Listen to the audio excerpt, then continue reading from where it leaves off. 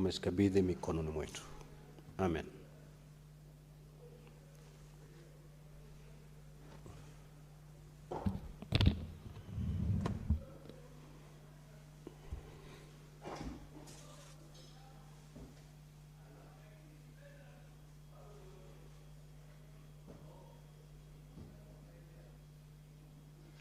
Clerk, we have quorum.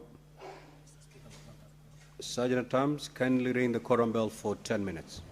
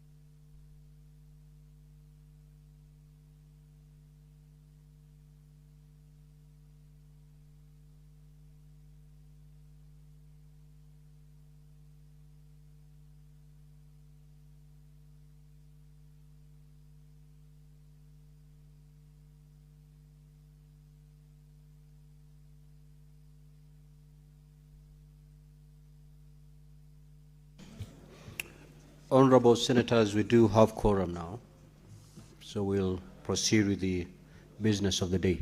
Clerk, kindly call the first order. Order number 1, administration of oath. Order number 2, communication from the chair. Order number 3, messages. Order number 4, petitions. Order number 5, papers. The Senate Majority Leader.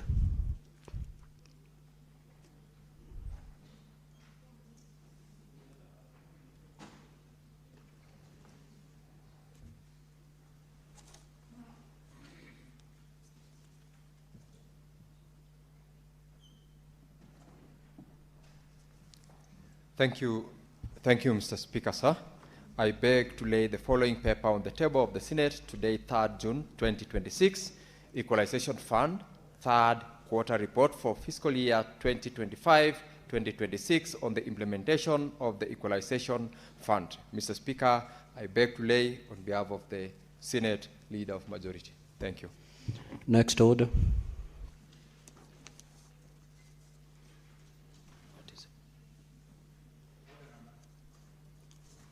Order number 6, notices of motion. The Senate Majority Leader.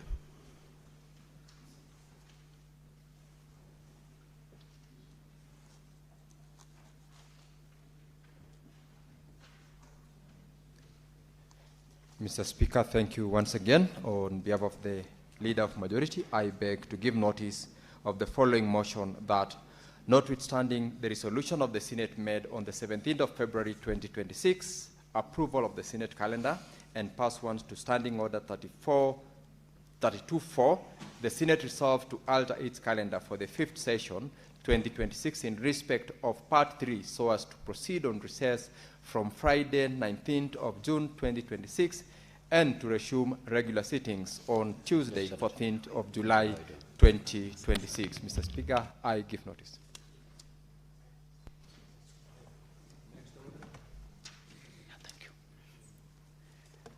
Order number 7, questions and statements. Statement pursuant to Standing Order 53-1, the Honorable Senator for Bungoma County, Senator David Wakole. That statement is dropped. Senator Hamida Kibwana.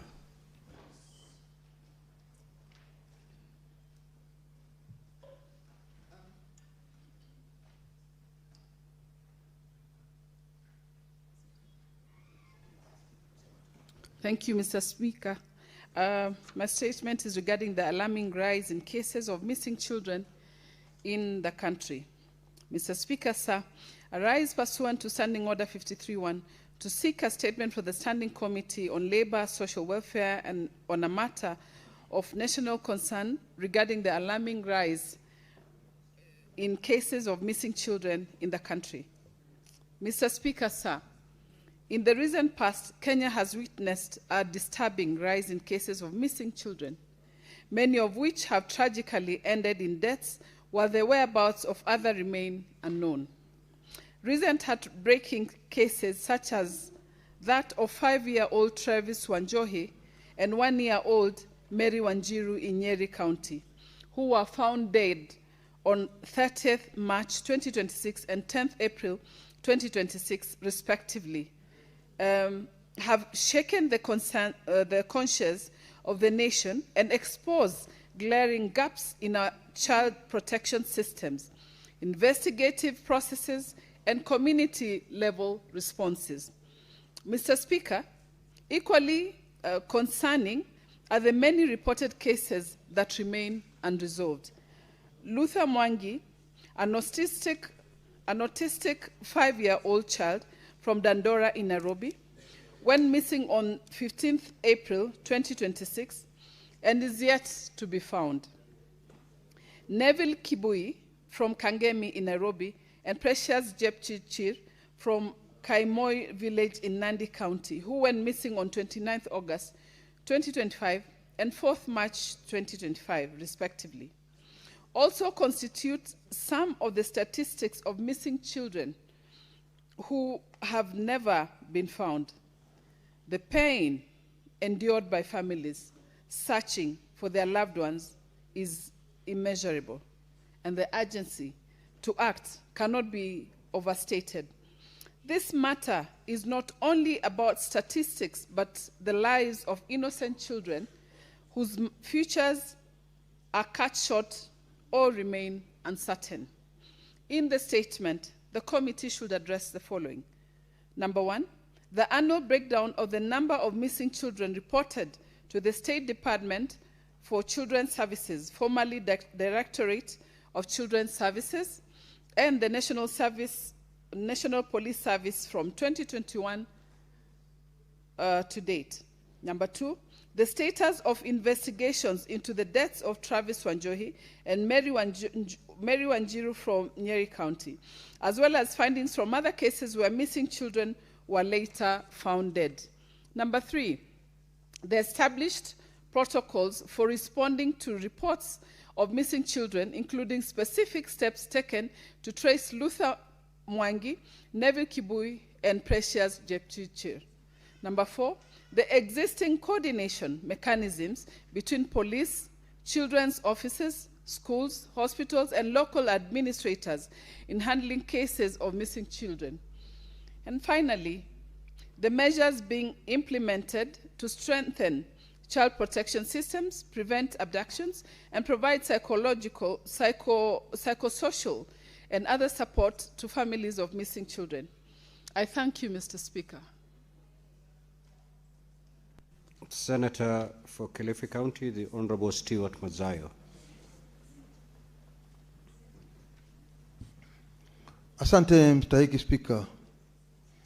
Mstahiki Spika, ombi la kauli kuhusu ucheleweshaji mkubwa wa ujenzi na ukarabati wa barabara kuu ya Mombasa Malindi.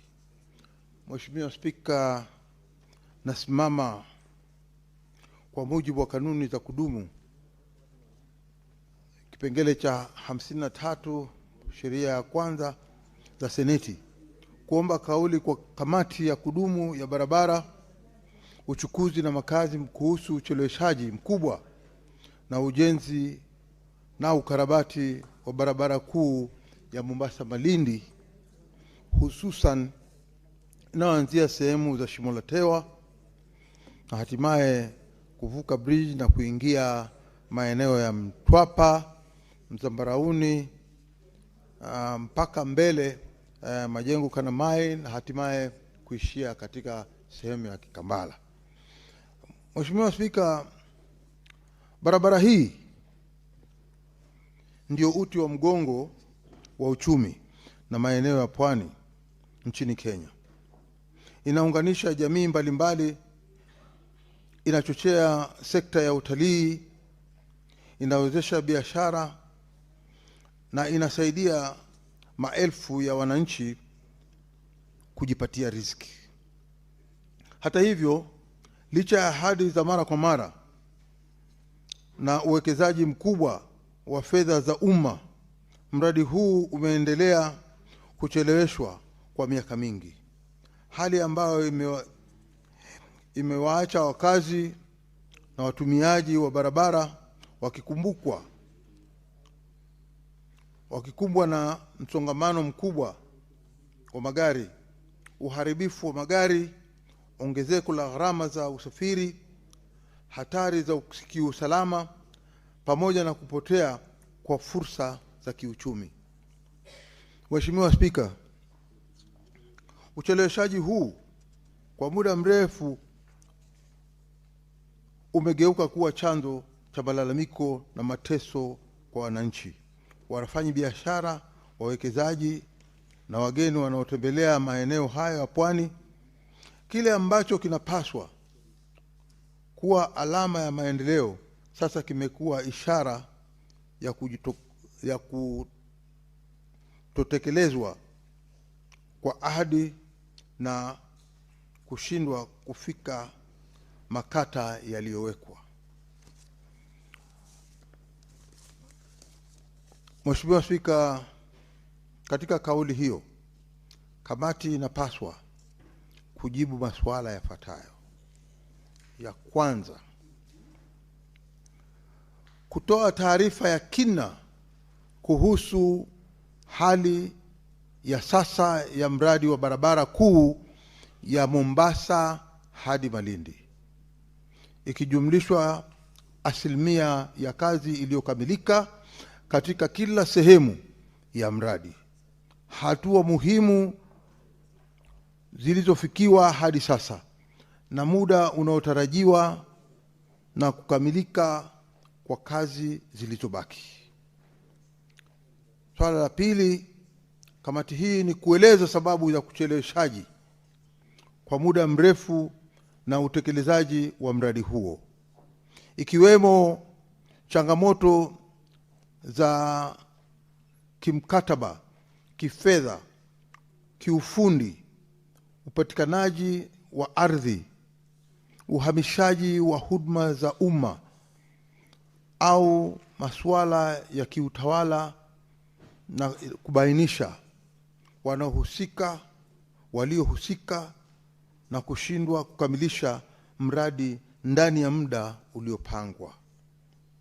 Na mwisho, Bwana Spika, kamati hii iweze kubainisha kiwazi hatua zilizochukuliwa na serikali ili kuharakisha kukamilisha kwa mradi huo na kuhakikisha kuwa kazi zilizobaki zitakamilishwa kwa wakati unaofaa.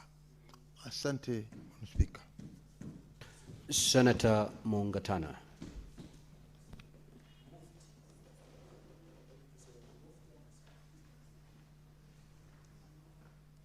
I thank you, Mr. Speaker. Mr. Speaker, I rise pursuant to Standing Order 53.1 to seek a statement from the Standing Committee on National Security, Defense and Foreign Relations on a matter of county-wide concern regarding the decade-long ban on nighttime travel for public service vehicles along the Malindi-Garseni-Lamu Highway, specifically the Lamu-Witu-Garseni stretch. Mr. Speaker, sir, this prolonged curfew, active since 19th July 2014, has severely crippled the local economy, causing public transport operators to lose an estimated 2.95 billion in direct gross ticket revenue, alongside severe capital stagnation from underutilized vehicle assets. Despite a late May 2026 High Court ruling in Garsen suspending the night travel curfew, local police commanders have maintained the roadblocks, citing a legal standstill and a lack of explicit counter directives from the Inspector General of Police and the Ministry of Interior. This operational gridlock has triggered massive friction, culminating in 3 separate strikes where frustrated transport operators blocked the highway with long-distance buses.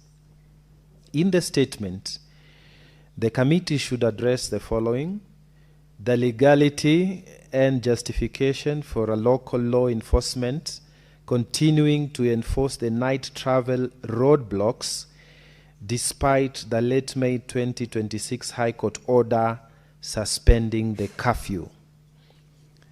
2, the exact measures being taken by the Ministry of Interior and the Inspector General of Police to issue clear directives to regional security heads to resolve the enforcement of the deadlock. Number 3, the security interventions in place to safely open up the Lamu-Witu-Garseni stretch for night travel, considering cargo transporters are already permitted to use the route. 4, the economic recovery plans or mitigations proposed by the government to support the local PSV operators who have suffered Kenya shillings 2.95 billion in revenue losses. Senator Dr. Danson Mungatana, Tana River County. Thank you, Mr. Speaker. Statements pursuant to Standing Order 56(1)B. The Chairperson of Standing Committee on Land, Environment and Natural Resources.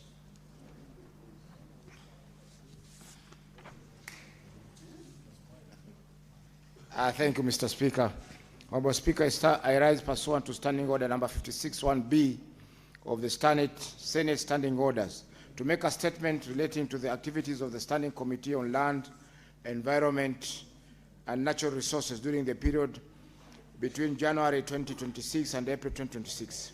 Honorable Speaker, the Senate Standing Committee on Land, Environment and Natural Resources established under Standing Order number 2284 of the Senate Standing Orders and is mandated to consider all matters relating to lands and settlement, environment, forestry, wildlife, mining, water resource management and development, and the climate change.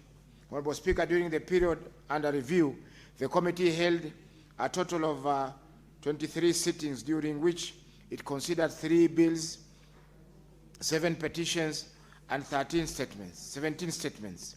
Honorable Speaker, the committee is in the process of finalizing the following 7 petitions, namely the petition by Cultural Environment Care Society concerning conversion of LR number 209/2378/1 Pumwani Majengo from public to private. Number 2, the petition regarding the eviction of Korogocho community living along the Nairobi River corridor after its declaration as a special planning area. Number 3, the petition by Oldekesi community members regarding land injustices against the community members living in Oldekesi, Narok West constituency of Narok County. Number 4, the petition on the threats, intimidation, harassment, and eviction of residents of Ganda Ward by private developers. Number 5, the petition regarding the eviction from the property reference number CP and ARCH/00219 excision of LR number 209/6738. Number 6, petition regarding unlawful land raise in Kahawa Sukari, Kiambu County. And number 7, petition regarding public land grabbing in Kithima location in Meru County. Additionally, the committee has received responses on 5 statements which have been duly dispatched to the relevant senators and 13 other responses from the Ministry of Lands, Public Works, Housing and Urban Development that have just been received and is awaiting physical appearance from the relevant cabinet secretary and will thereafter be dispatched to the relevant senators who sought the statements. Honorable Speaker, the committee further considered the status of county projects funded under the conditional allocations. These include the financially locally led Climate Action Program, FLOCA, the Kenya Climate Smart Agriculture Project, KCSAP, and the Water Sanitation Development Project, WSDP. The committee observed that progress in implementing conditional allocation projects varied across counties. The committee has since received submissions from 8 counties, namely Homa Bay, Migori, Nandi, Kericho, Nairobi, with the most recent meeting being with the county government of Bungoma at the committee's sitting held on Tuesday, 28th of April, 2026. Further, the committee engaged the counties of Kwale and Kilifi on FLOCA during a joint visit to the counties with the Standing Committee on Finance and Budget on 27th and 28th of March 2026, respectively. Honorable Speaker, the committee is currently considering 1 bill, the Real Estate Regulation Bill, Senate Bills number 35 for 2023, and is in the process of considering the submissions. I will be submitting a report on the bill before the next reporting period. On the Natural Resources Benefit Sharing Bill, Senate Bills number 6 of 2022, it is still under mediation, and there are challenges in calling for the first mediation meeting arising from the varied calendars of both houses. The committee is, however, seized of the matter and is making efforts to ensure that consideration will be completed by the next reporting period. Lastly, on the Mining Amendment Bill 2025, Senate Bill number 22 of 2025, the committee will conduct public participation on the bill in Vihiga, Kakamega, and Migori counties on Friday 15th and 16th and Saturday 16th of June 26. Thereafter, table its report. Honorable Speaker, in conclusion, I wish to thank members of the committee, your office, and that of the Clerk of the Senate for the continuous support accorded to the committee in undertaking its work. I thank you, Honorable Speaker.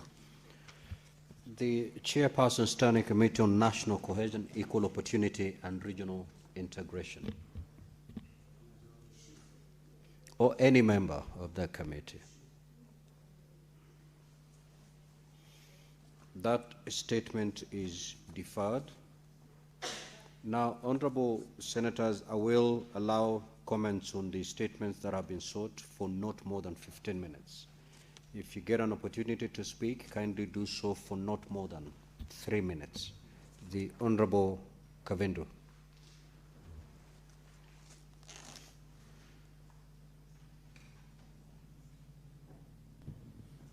Thank you, Mr. Speaker, for this opportunity. I want to comment on the statement by Senator Amida Kibwana about the alarming rise on cases of disappearing and missing children. Mr. Speaker, our children are very important, and I don't know what we should do as a government and as a people to really protect the children. When I was growing, Mr. Speaker, children belonged to every parent, everybody who met a child on the road, cared and protected that child. And if the child was misbehaving, they could even be punished by anybody who is not their parent. But these days, we are a society which no longer cares about our children and never concerned about them. Even if we meet them on the streets going, you cannot stop and ask this child, where are you going? Where is your home? And all this.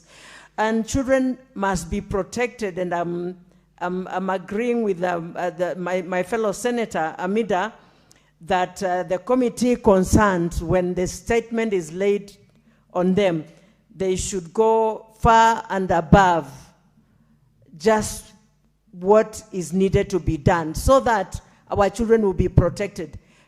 Parents go through a lot of pain, especially those who miss their children, and children go missing and they are never found, whether dead or alive, and they live with a pain that is never ending, because losing a child or missing a child and they've not died, you've not buried them, it remains a pain and a great pain. So I support this statement, and something must be done about our children. Thank you, Mr. Speaker. Senator Mutinda David. Mr. Speaker, I rise to still support my sister's statement on the issue of missing children in this country. And I first want to really convey my sincere condolences to the families of our affected ones who have lost their young ones, and also to really condemn these rising cases of our young children. As Senator Kavindu has put it, yes, years ago the children we used actually to be for the community. If a neighbor would see me misbehaving, okay, of course, which I didn't, but was entitled to take a whip and, cane me, and I really had to adhere. But today things have changed. You cannot touch someone's kid because it becomes chaotic. Teachers are also becoming afraid of disciplining our kids because these kids that we are raising today, things have become so different. Things have changed. The schools are scared. I've seen head teachers sending students home now. If one raises an issue, they have made a decision, just go home, because now they have burst with the responsibility of answering to the authorities what happened, how did this fire start. So everybody is fearing. We are fearing, but is it where we need to be? We want to ask our young ones, we want to ask that we give room for talks and communication, because there's a big disconnect. Truth be told, our children have got their own ways of doing things. Guardians, parents, the communities who are vested with this responsibility, everybody's running away. It's a very sad situation. And the saddest of all, Mr. Speaker, as I conclude, imagine in this time and era, it is young children at the age of 10, at the age of 9, who are being used to abduct little ones. When I saw the cases happening in our great city, Nairobi, actually down here in Dandora, it is this young girl who had coordinated an abduction of one of the kids within the neighborhood. And she sits back so comfortable, like so innocent. We need to have proper different engagements. Kindly, our young ones, can you tell us, can you communicate to us, now what do we do? Because this country cannot go on like this. Every life is important. Every kid deserves a better life, and I want to ask our little ones, kindly, let us see how to better the environment that we live in. Thank you, Mr. Speaker. The Senator for Nairobi City County, the Honorable Sifuna. Speaker, of course, I will take a very different trajectory. The Constitution of this country guarantees every single person the right to life and the right to equal protection of the law. And, Mr. Speaker, the responsibility to protect life and property in this country will never shift from the state. Speaker, it is untrue. I want to disagree with my two sisters, the senators who have spoken before me, that Kenyans have somehow stopped caring about the children. It cannot be true. It is the responsibility of government to make sure that our children are safe. We used to be taken care of by both the state and by the people themselves. Over the weekend, Senator Kavindu knows that I was at AIC Chianda in Machakos. And Honorable Speaker, the Reverend, the person who gave us a sermon that day, read to us Proverbs 29 verse 2, which says that when the righteous are in power, the people rejoice. But when the wicked rule, the people mourn. Honorable Speaker, sometimes my faith is tested. I had to ask the Reverend, if really God listens to the tears of Kenyans. People are crying all over this country. If it is not missing children, it is murdered children. If it's not murdered children, it is children being burnt in dormitories in our schools. If it is not that, it is Ebola, Honorable Speaker. The country is mourning all over the place. And by the way, Speaker, when you listen to the people who have been charged with securing us, the CS for Interior, first of all, everybody saw how he arrived at the school there on the morning of the fire to Mishi. We were embarrassed for the leadership of this country. He is on record, and we will never tire reminding Senator Murkomen, CS Murkomen, that he says that the entire state surveillance has been tied to political leaders in this country, that he knows where Sifuna sleeps and what time I go to sleep. That surveillance, Honorable Speaker, should be turned in dealing with these criminals. How is it possible that they follow us around but they cannot track and find these children who are been taken before they are murdered, Honorable Speaker? I saw a documentary from Al Jazeera just the other day confirming what Murkomen was telling us, that the state surveillance, and even with the connivance of some of the mobile service providers in this country, they are the ones giving away locations of people who they disagree with politically so that they can be abducted, Honorable Speaker. So we have to be honest. It is the responsibility of the state to protect these kids, and they have failed in that particular responsibility. Lastly, Honorable Speaker, I heard Senator Mungatana also cry. The people at Tana River are also crying that despite a court order lifting or suspending that curfew, nobody is respecting court orders. Senator Mungatana, this is why we in Linda Mwananchi are saying we want to revert to the values in our constitution. The rule of law starts with respect for court orders. Even just recently, Honorable Speaker, on this question of Ebola, even after our courts have said you put a hold to that project until we are able to give proper answers to Kenyans, our government doesn't care. They are going on with the project. Reports are showing that activity is going on there. Nobody's bothered. Nobody's bothered that our own courts in this country have said that you stop that particular project until we are able to give answers. What is your point of order, Senator Fernandez? Mr. Speaker, I stand under Standing Order 105. While I agree with the other part of what he has said, I don't agree, Mr. Speaker. Is it in order for the Senator of Nairobi to allege that the operations within Nanyuki military, which is a protected area, is ongoing, Mr. Speaker? Can you table the evidence to show that what he is alleging on issue of operation of quarantine facility in Nanyuki military air base is there. Yet we know it's not even a watchman, let alone a military officer. Can he table the evidence? Now, Honorable Senator for Nairobi City County, you've indicated and alleged that a court order was obtained regarding the issue of Ebola. And you've gone ahead to say that despite that court order, work is still being undertaken in Laikipia Air Base. Can you substantiate those allegations? Speaker, first of all, I am happy that the Senator for Nandi agrees with me that the wicked are in power in this country. That was the first part. Number two, Honorable Speaker, it is a fact that there is a court order. It is a fact that activity has been reported, including military aircraft from the US having landed at this facility, and I can bring those videos. And Speaker, this time round, I want to beseech this House, just the way we play videos during impeachment of governors. You allow us to play those videos here, so that it is not just one person sitting in an office saying that I was unable to substantiate. Senator, you'd wish time to... Yes, because I didn't think that anyone here was going to challenge us on matters that are known to everyone. Senator Sifuna, I will give you up to tomorrow. You may now proceed to conclude your remarks. And make arrangements for me to play videos of American aircraft landing at Laikipia. Yeah. So, Mr. Speaker... How are you going to substantiate, Honorable Senator, will remain in your hands? No, I have given you up to tomorrow to come and substantiate those allegations. For now, just conclude. Speaker, just for clarity, previously when colleagues in this House have brought material that needed to be played for the House, arrangements were not made the way we make arrangements during impeachment proceedings for that media to be played. I am saying here, if tomorrow I am not allowed to play my videos here, then we will have a problem, Honorable Speaker. As a member of this House, we are tired with these frivolous points of orders, and yet he knows what the situation in this country is. I thank you, Honorable Speaker. Senator Charanke.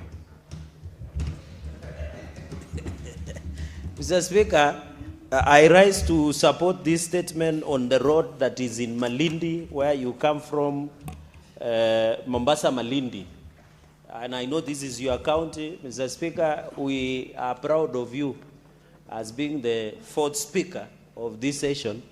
And Mr. Speaker, allow me to congratulate you for the successful presidential visit, which you and other colleagues did well in that region. And point of order, the future Speaker is bright, Mr. Speaker. What is your point of order, Senator Sifuna? But I'm just congratulating the Speaker. Mr. Speaker.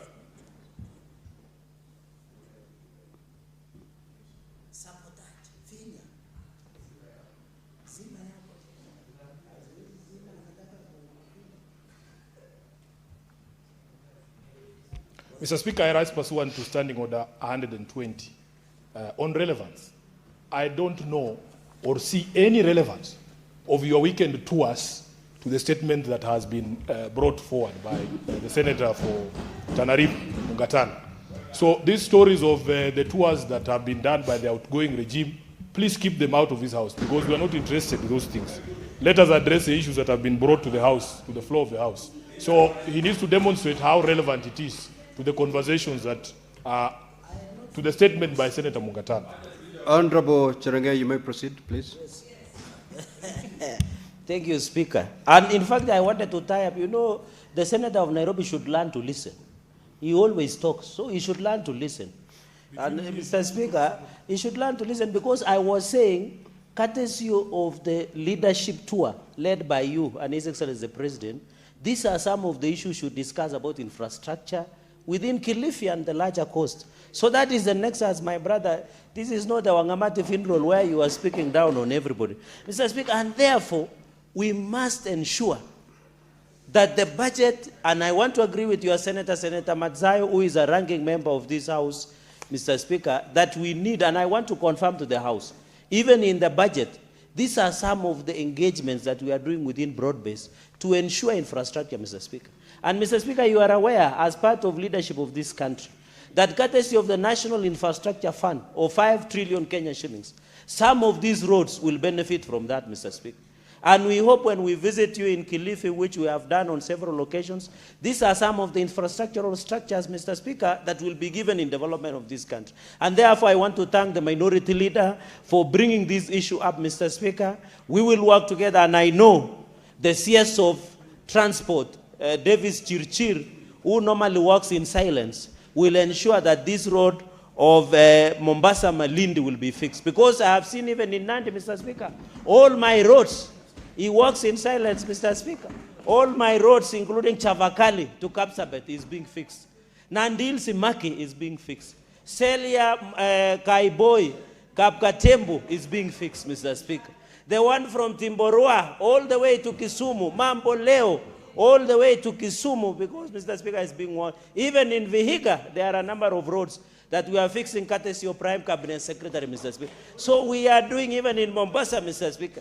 We must ensure that the roads to Singapore remains unstoppable. Even the airport in Narok being worked, Mr. Speaker. Even in this city, we must ensure the roads are fixed. Even the one from northern Kenya, Mr. Speaker, all the way from Wajir, Kotulo, Tarbaj, all the way to Isiolo to Nairobi is being fixed, Mr. Speaker.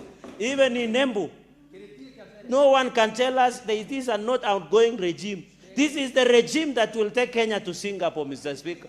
The fact that you have many people attending your rallies in weekend, they are not votes. Ask some of us. The fact that you are in TikTok videos, that's not votes, Mr. Speaker. The journey to Singapore will remain unstoppable, Mr. Speaker. And we need roads that will ensure, Mr. Speaker. And I know under your leadership and the leadership of the President, we will go far, Dr. William Ruto, Mr. Speaker. The people like Senator Sifuna, wanaweza osha mkono, lakini hawatakula nyama, watasikia harufu. Mr. Speaker, with those many remarks, I support these statements. Senator Munyahaji.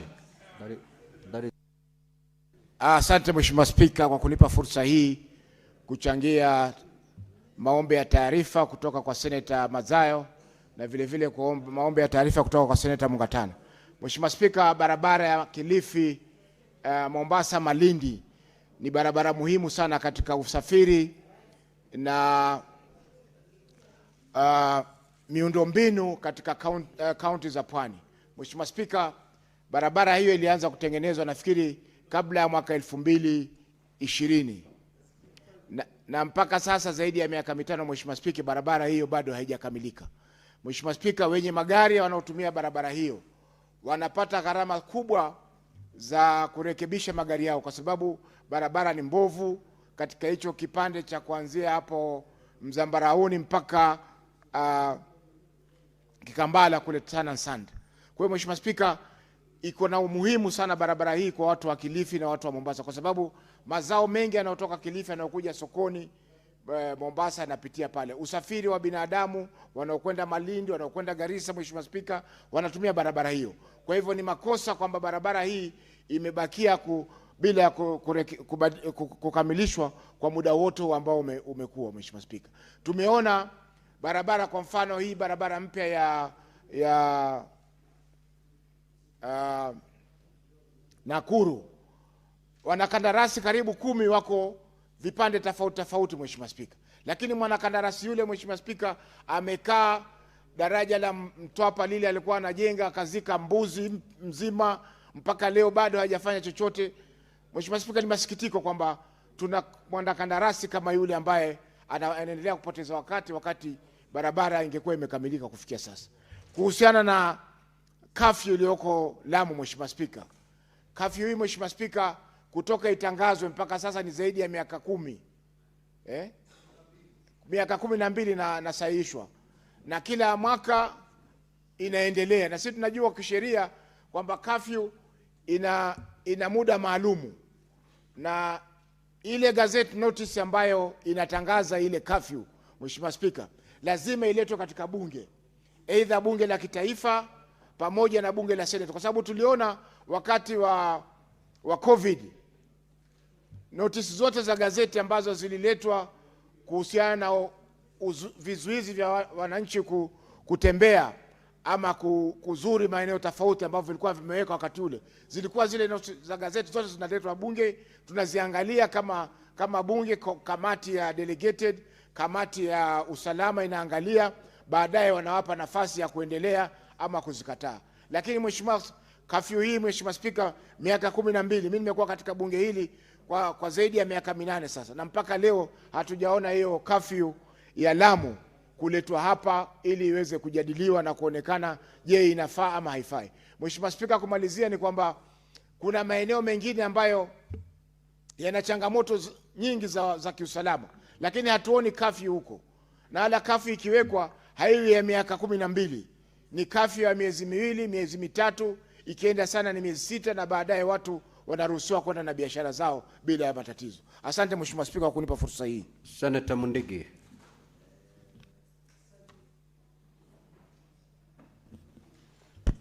Asante Bwana Spika kwa kunipa nafasi niweze kuchangia mjadala ambayo unaendelea wa minority leader kuhusu parapara kutoka Mombasa mpaka Kilifi na mpaka Lamu. Bwana Spika, yangu ni kusema serikali ya Kenya Kwanza imejaribu, kwa sababu tunajua karibu mwezi moja kontrakta wengi wamelipwa pesa, lakini kontrakta wengine wamesembea kazini. Ningeomba watu wote ambayo wamelipwa pesa waweze kurudi kazini, na pia wizara ya parapara iweze kuangalia wale kontrakta ambayo wamesembea kazini, kwa sababu tumeona watu wengi parapara nyingi zimekwama. Ningeomba waweze kurudi ndio mwananchi aweze kuserekea kwa hii serikali, kwa sababu pia tunaomba pia ndio currency kutoka hapa Nairobi mpaka Keno, na pia expressway kona zote kutoka Makutano kwenda Meru, kwa sababu wakati hawa contractor watafanya kazi haraka ndivyo uzuri itaweza kupatikana, ndio ukute akutakuwa na ukumbuvu ya pesa sitakuwa nyingi, ndio isara zote iweze kuonekana. Bwana Spika, pia naunga mkono ambaye barua ya Senator Aminda Kibwana kuhusu uimbaji wa watoto.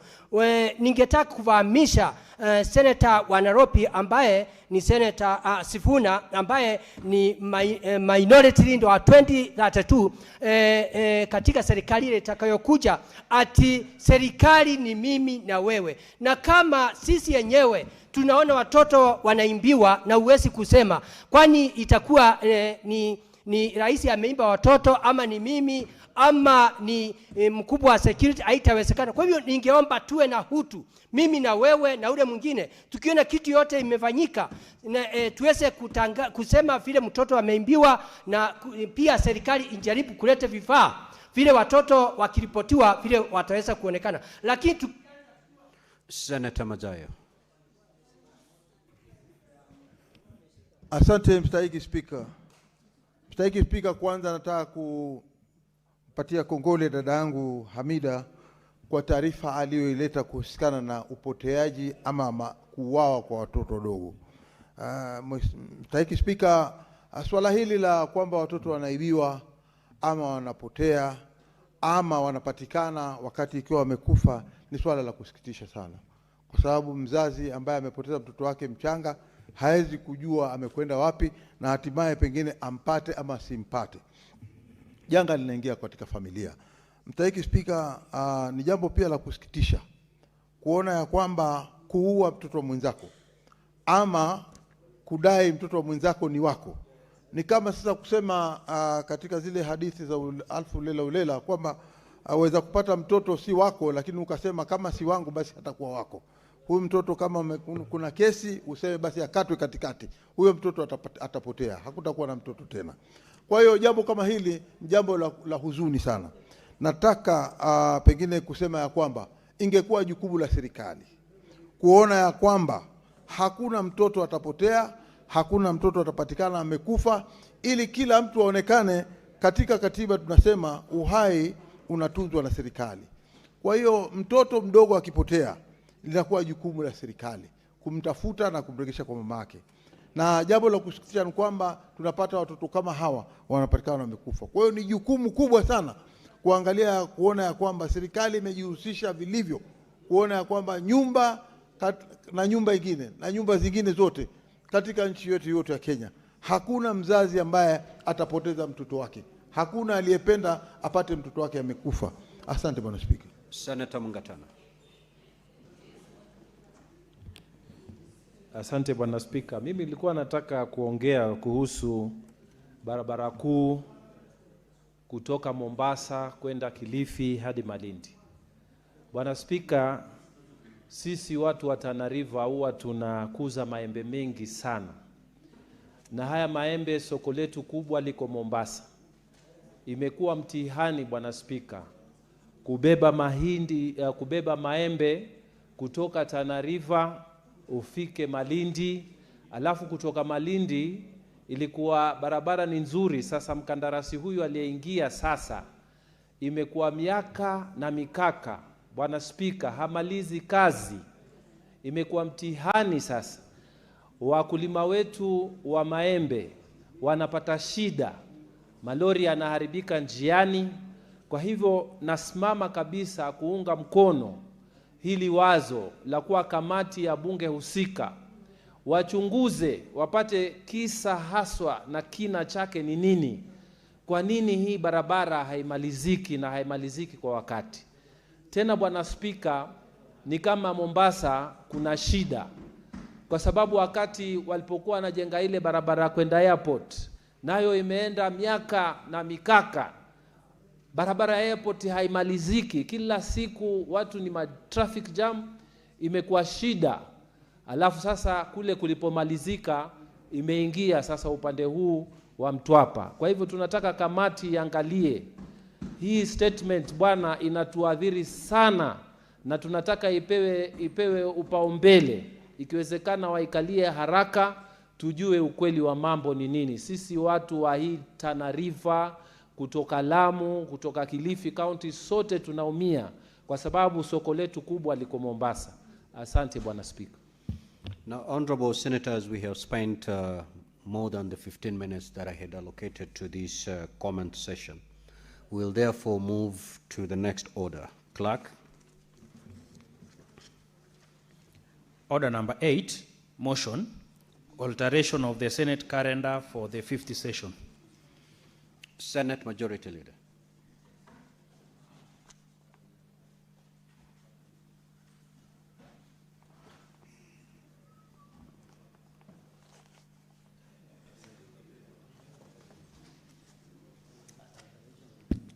Mr. Speaker, I beg to move that notwithstanding the resolution of the Senate made on the 17th of February 2026, approval of the Senate calendar, and pursuant to Standing Order number 32-4, the Senate resolves to alter its calendar for the 5th session in respect to Part 3, so as to proceed on recess on Friday 19th, 2026, and resume its sittings on Tuesday, the 14th of July, 2026. Mr. Speaker, this has come as a request from the Liaison Committee on a number of committees that have got backlog in works that are pending before them, and saying relying on this system of meeting only once, twice, or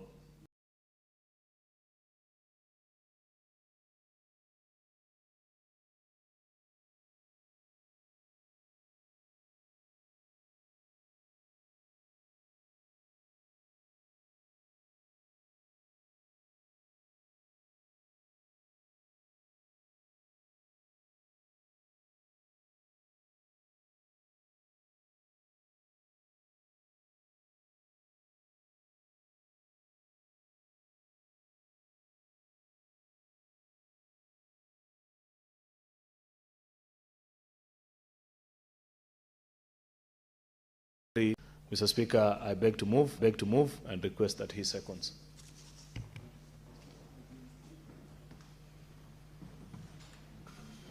Asante, Mr. Speaker, mimi naunga mkono. Senator Fernandi, take your seat, please. Honorable Senators, I will now propose the question.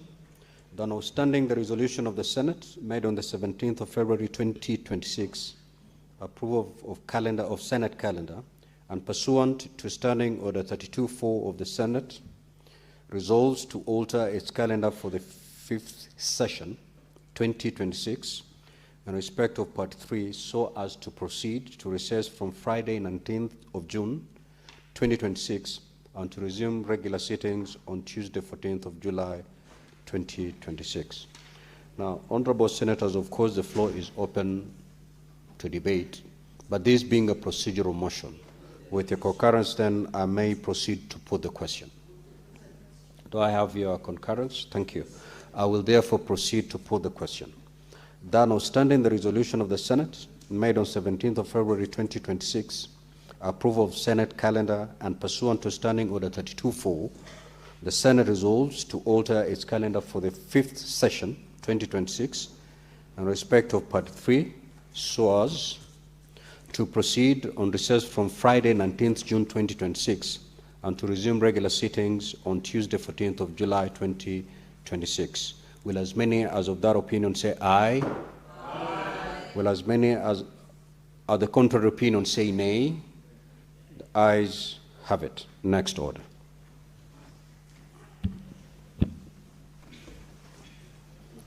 Order number 9, the Statutory Instruments Amendment Bill, National Assembly Bills number 3 of 2024, second reading.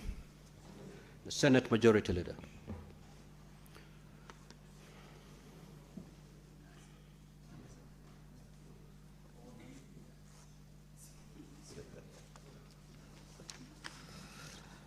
Thank you. Mr. Speaker, I beg to move that the Statutory Instruments Amendment Bill, National Assembly Bill number 3 of 2024 be now read a second time. Mr. Speaker, this is, I think, the third or the fourth Statutory Instrument Amendment Bill that we are moving this cycle, and it's a bit untidy. But unfortunately, work has to be done.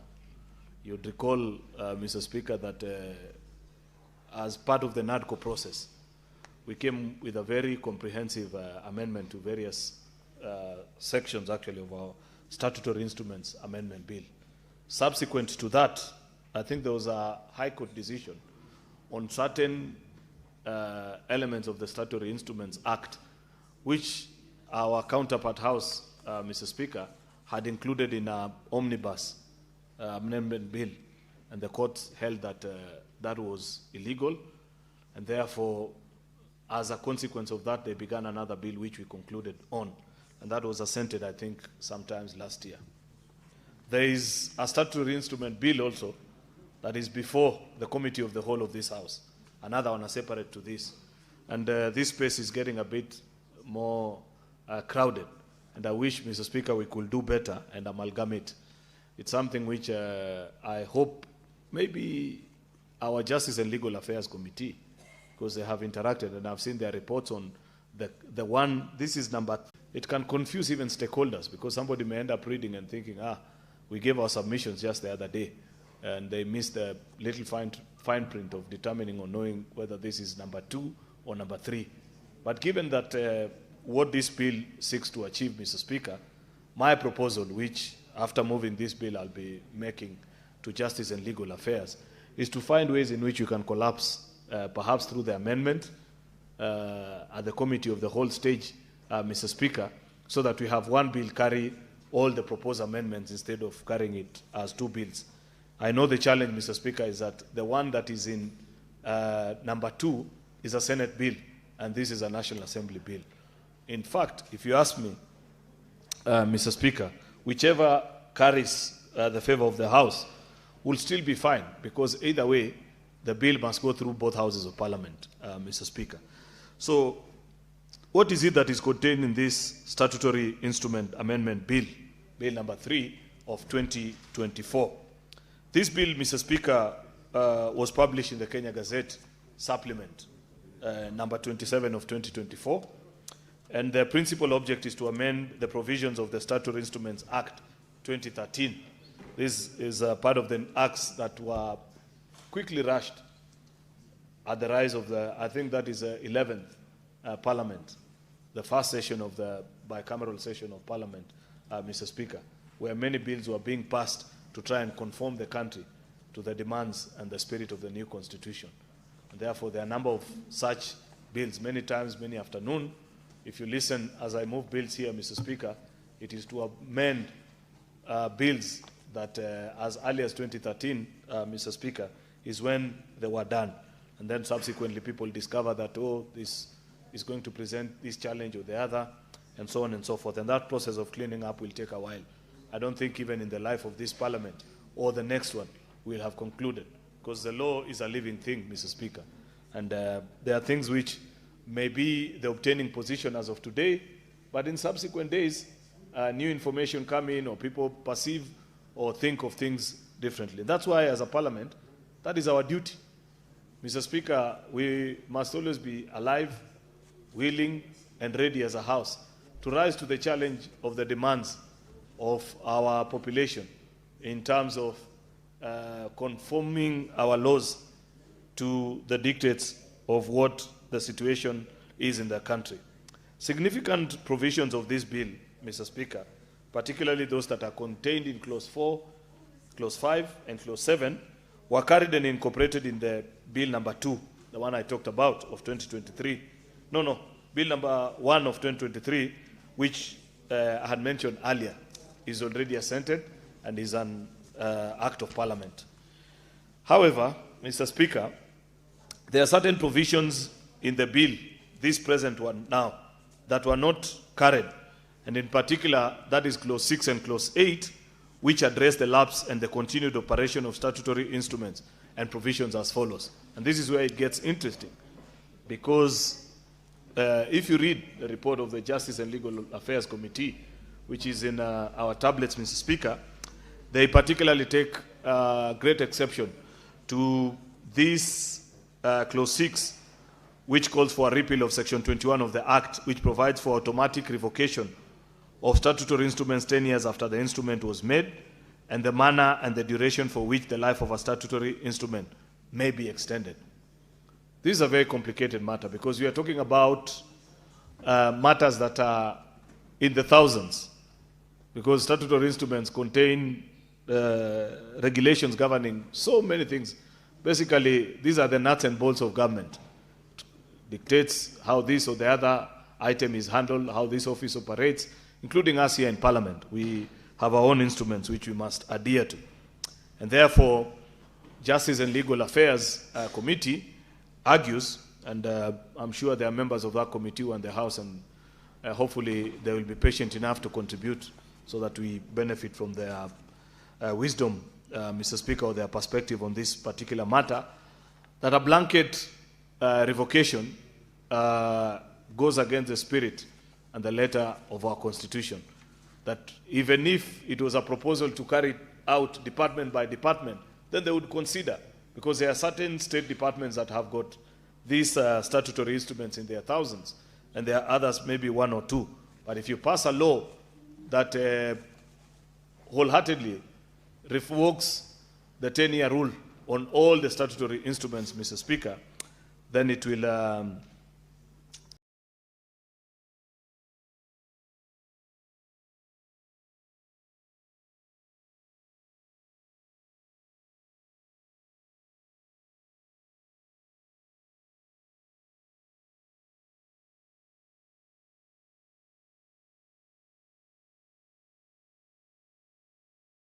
create some legal, which provides that a statutory instrument that will otherwise stand automatically revoked on any date before the day of commencement of this provision shall continue to operate and to have effect as if the instrument has not been automatically revoked on that particular date, Mr. Speaker. And this seeks to address the legal uncertainty arising from statutory instruments that have already been deemed to have expired under the 10-year automatic revocation regime, which is a current obtaining legal framework, Mr. Speaker. And it introduces a saving and validating provision to ensure that any statutory instrument that would otherwise have stood automatically revoked before the commencement of this amendment continues in operation and has effect as if it had not been automatically revoked. I have seen this done with regulations. Sometimes we even, members of this Senator Mwenda Gataya's committee, delegated legislation, they come before us. You know, Mr. Speaker, that by operation of law, when the cabinet secretaries submit regulations before us, we have a 30-day period within which to consider, to either accept or reject and make a determination on that particular matter. But many times I have seen the committee come and request us by way of motion, because that is the only way provided for in law the House can extend time for itself, because that 30-day period is a time that we set for ourselves as a House, Mr. Speaker, and request that that matter maybe be considered for another 21 days. I saw such a request last week. I don't know on which regulations, and so on and so forth. Therefore, this clause 8 seeks to provide that kind of arrangement for this particular item. Therefore, it is therefore necessary for Parliament to consider these two clauses so as to provide clear provisions on when and how statutory instruments lapse, the circumstances in which they may continue. I don't believe, Mr. Speaker, that the converse is true, because there are people that argue, Mr. Speaker, that we should leave the law as is, that it doesn't matter. Once it lapses, it does. There are situations, times of epidemics, and we had this challenge. Those of you that were here during the COVID period, we had such challenge where it became difficult for the Houses of Parliament to physically convene, and we had to do certain extensions such as this on regulations and so many other things. Therefore, Mr. Speaker, even though you may not agree with the way in which this amendment proposes extension of life of statutory instruments, Mr. Speaker, I don't think it is right to say that we leave it as an open-shut case such that once the 10-year regime period lapses, as is the case right now, then it stands revoked, Mr. Speaker.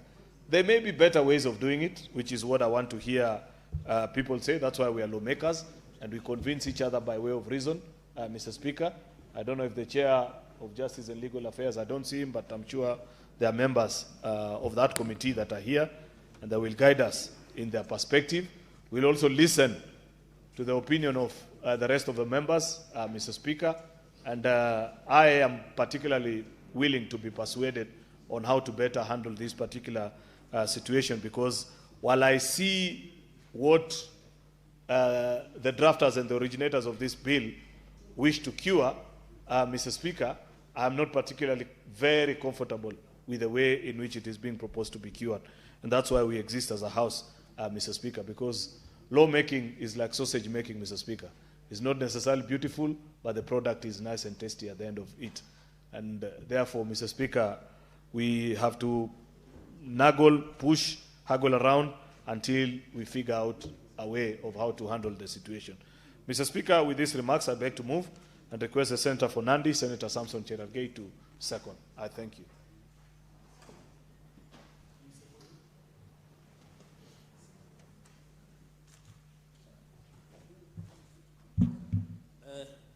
Thank you, Majority Leader, for ably moving the Statutory Instruments Amendment Act 2024 from the National Assembly's Bill number 3 of 2024.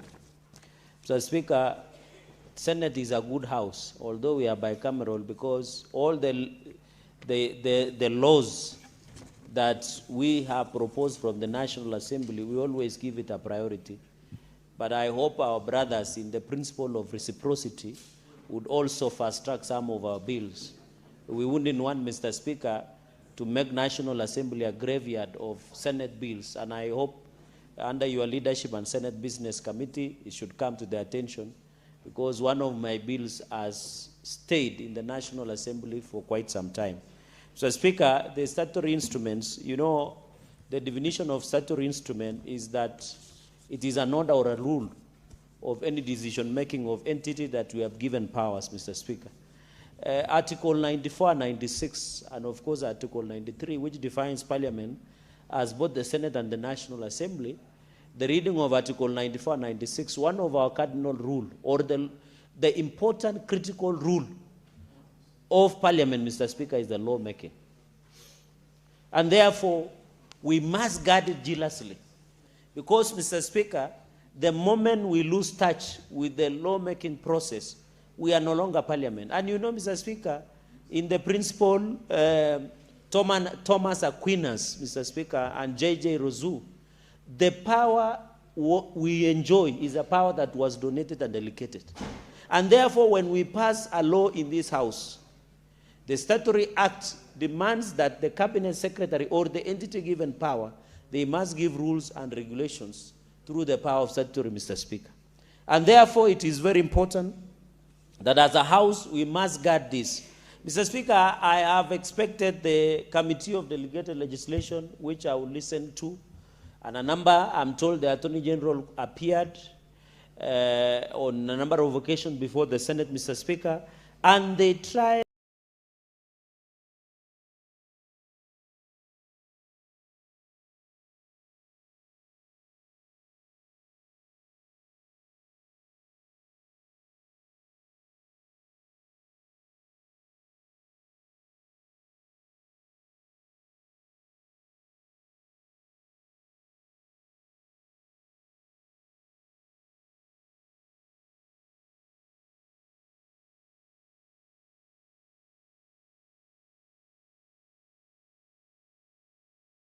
the rules and regulations that were passed 10 years ago that we give blanket check, Mr. Speaker. You will be overtaking the cardinal rules of national values and principles of good governance, which includes public participation and includes parliamentary scrutiny, which is one of the objects in Section 4 of the Statutory Instruments Act, Mr. Speaker, of Parliament of the Republic of Kenya. And the public participation and the explanatory memorandum, which then, for example, in 10 years, in 2015, might not have been given by a cabinet secretary at that given point in time. So, Mr. Speaker, the delegated committee, which have seen a number of members, and the Committee on Justice, Legal Affairs, Mr. Speaker, and it has to go on record that during my time, when I was the chair of JLAC, I was the top, followed by Senator Moses Kajwang then, when he was the chair in County Public Accounts, and I've left. And I think, as Senator Sifuna said in the morning, I should also be given flowers. Mr. Speaker, we would not allow, as a House, Mr. Speaker, to ensure, and Senator Faki was my member, Mr. Speaker, and we cannot allow, Mr. Speaker, that the process of lawmaking should be guarded. Mr. Speaker, the other day there were regulations on water, on cost, Mr. Speaker. We must review time to time. It cannot be, even it is not fair to the ministry, for example, if we were charging 2 shillings per litre or water tracking in estates 10 years ago, I thought it would be in the interest of the Cabinet Secretary of Water to bring that rules and regulation for review with the prevailing circumstances that have changed over time, Mr. Speaker. And therefore, looking at the introduction, because I'll just make a comment, this is a very brief bill, Mr. Speaker, an amendment which allow my colleagues, looking at the committee, there is an amendment of Section 11, where it says when it comes to the attention of the Cabinet Secretary to a statutory in accordance with subsection 6, within 7 days, Mr. Speaker, it must be gazetted within 7 days through Kenya Gazette. And Mr. Speaker, how many Kenyans can access Kenya Gazette? Mr. Speaker, I visited the printer, government printer, and it doesn't look very good. I hope in the budget they can allocate more funds to ensure efficiency of Kenya Gazette, because you and me, apart from being keen sometimes, the Speaker, you might not see some of these regulations. And the Constitution has provided that after adequate public participation, we must ensure that, Mr. Speaker, that all Kenyans are able to access, that there is a nullity, and to submit notice to a parliament on publication, and even put it in parliamentary website, Mr. Speaker. Because I think the reason the drafters of this amendment, Mr. Speaker, know that parliament is mostly watched, is mostly looked after, is most assessed. You know, Mr. Speaker, if there is any job in this country, Mr. Speaker, that is properly assessed, Mr. Speaker, is Parliament. And therefore, we think in this proposal that it should be in parliamentary website, that the statutory instrument is a nullity. Mr. Speaker, because there is bad manners with some of the civil servants in this country. Especially, I know in law they know ignoration and maxima, where ignorance of the law is no excuse, Mr. Speaker. Some of the overzealous civil servants and the corrupt, which are a few in the civil service, can take advantage and use expired rules and regulations against wananchi, Mr. Speaker. So I want to appeal that in the interest of the country, we must ensure that in the parliamentary website, the statutory instrument is a nullity. I think we owe as a country, and I've said as a parliament, because as we interact with our people on a daily basis, and I wish even in our meetings, Mr. Speaker, our political rallies, our engagements, we should take 1 or 2 times. Mr. Speaker, I rarely listen, Mr. Speaker, to be fair, of our colleagues even explaining that we have passed more money to counties. Yet it is our obligation, Mr. Speaker, because it's part of as a members of parliament. Mr. Speaker, the report on resolution, the parliament shall stand annulled. And Mr. Speaker, we have had cases when expiry of rules and regulations has been done. It has nullity, it is null and void. Mr. Speaker, this annulment must be published in public. And I have given the reason as to why. And therefore, and shall convey to the House to regulatory making authority. So you must notify Parliament that Parliament has annulled pertaining regulations and rules under Statutory Amendment Act. And this is a good proposal, Mr. Speaker, which I think Senator Mungatana and colleagues in delegated must and should look at about, Mr. Speaker. And even members of Parliament, Mr. Speaker, should be aware. There are many regulations that are normally passed without even notice of Parliament, Mr. And that is why I was raising the issue of Elections Amendment Act. That even Kenyans, as they go to elections next year, they must elect members who understand, who comprehend, who are competent to know what lawmaking process is. Because sometimes it is embarrassing when you sit, Mr. Speaker, in a forum and you hear your colleague from Member of Parliament speaking about the law that does not exist.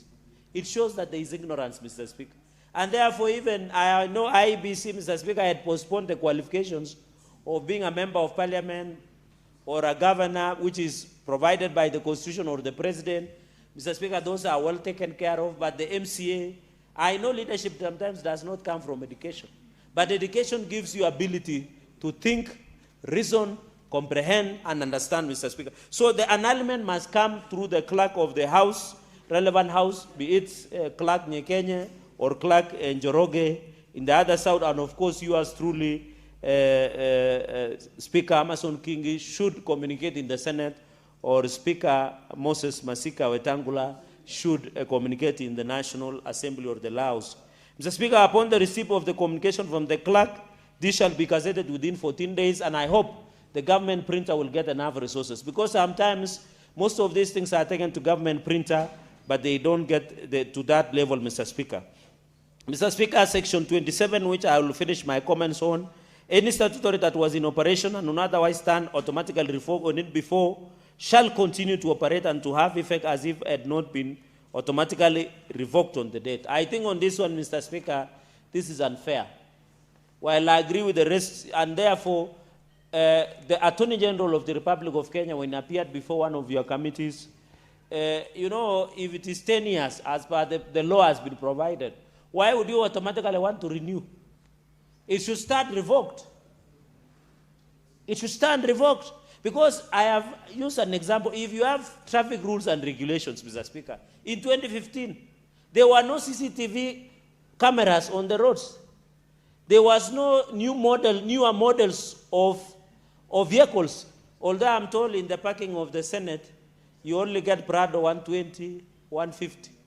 But when you go to the former house where my brother, Senator, Deputy Speaker is, you see high-end S500 Mercedes, GLE, LC300, Mr. Speaker, and 570 Lexus. But when you cross to the Senate, they look like MCS vehicles, Mr. Speaker. So this will change with time, Mr. Speaker, because I meet my colleagues at the parking. And some of the vehicles in the parking, I wish Senator Manzo was here, they normally have a permanent mechanic who try to fix some of those vehicles, Mr. Speaker. So, Mr. Speaker, so I'm just saying in an upshot, yeah, I'm right.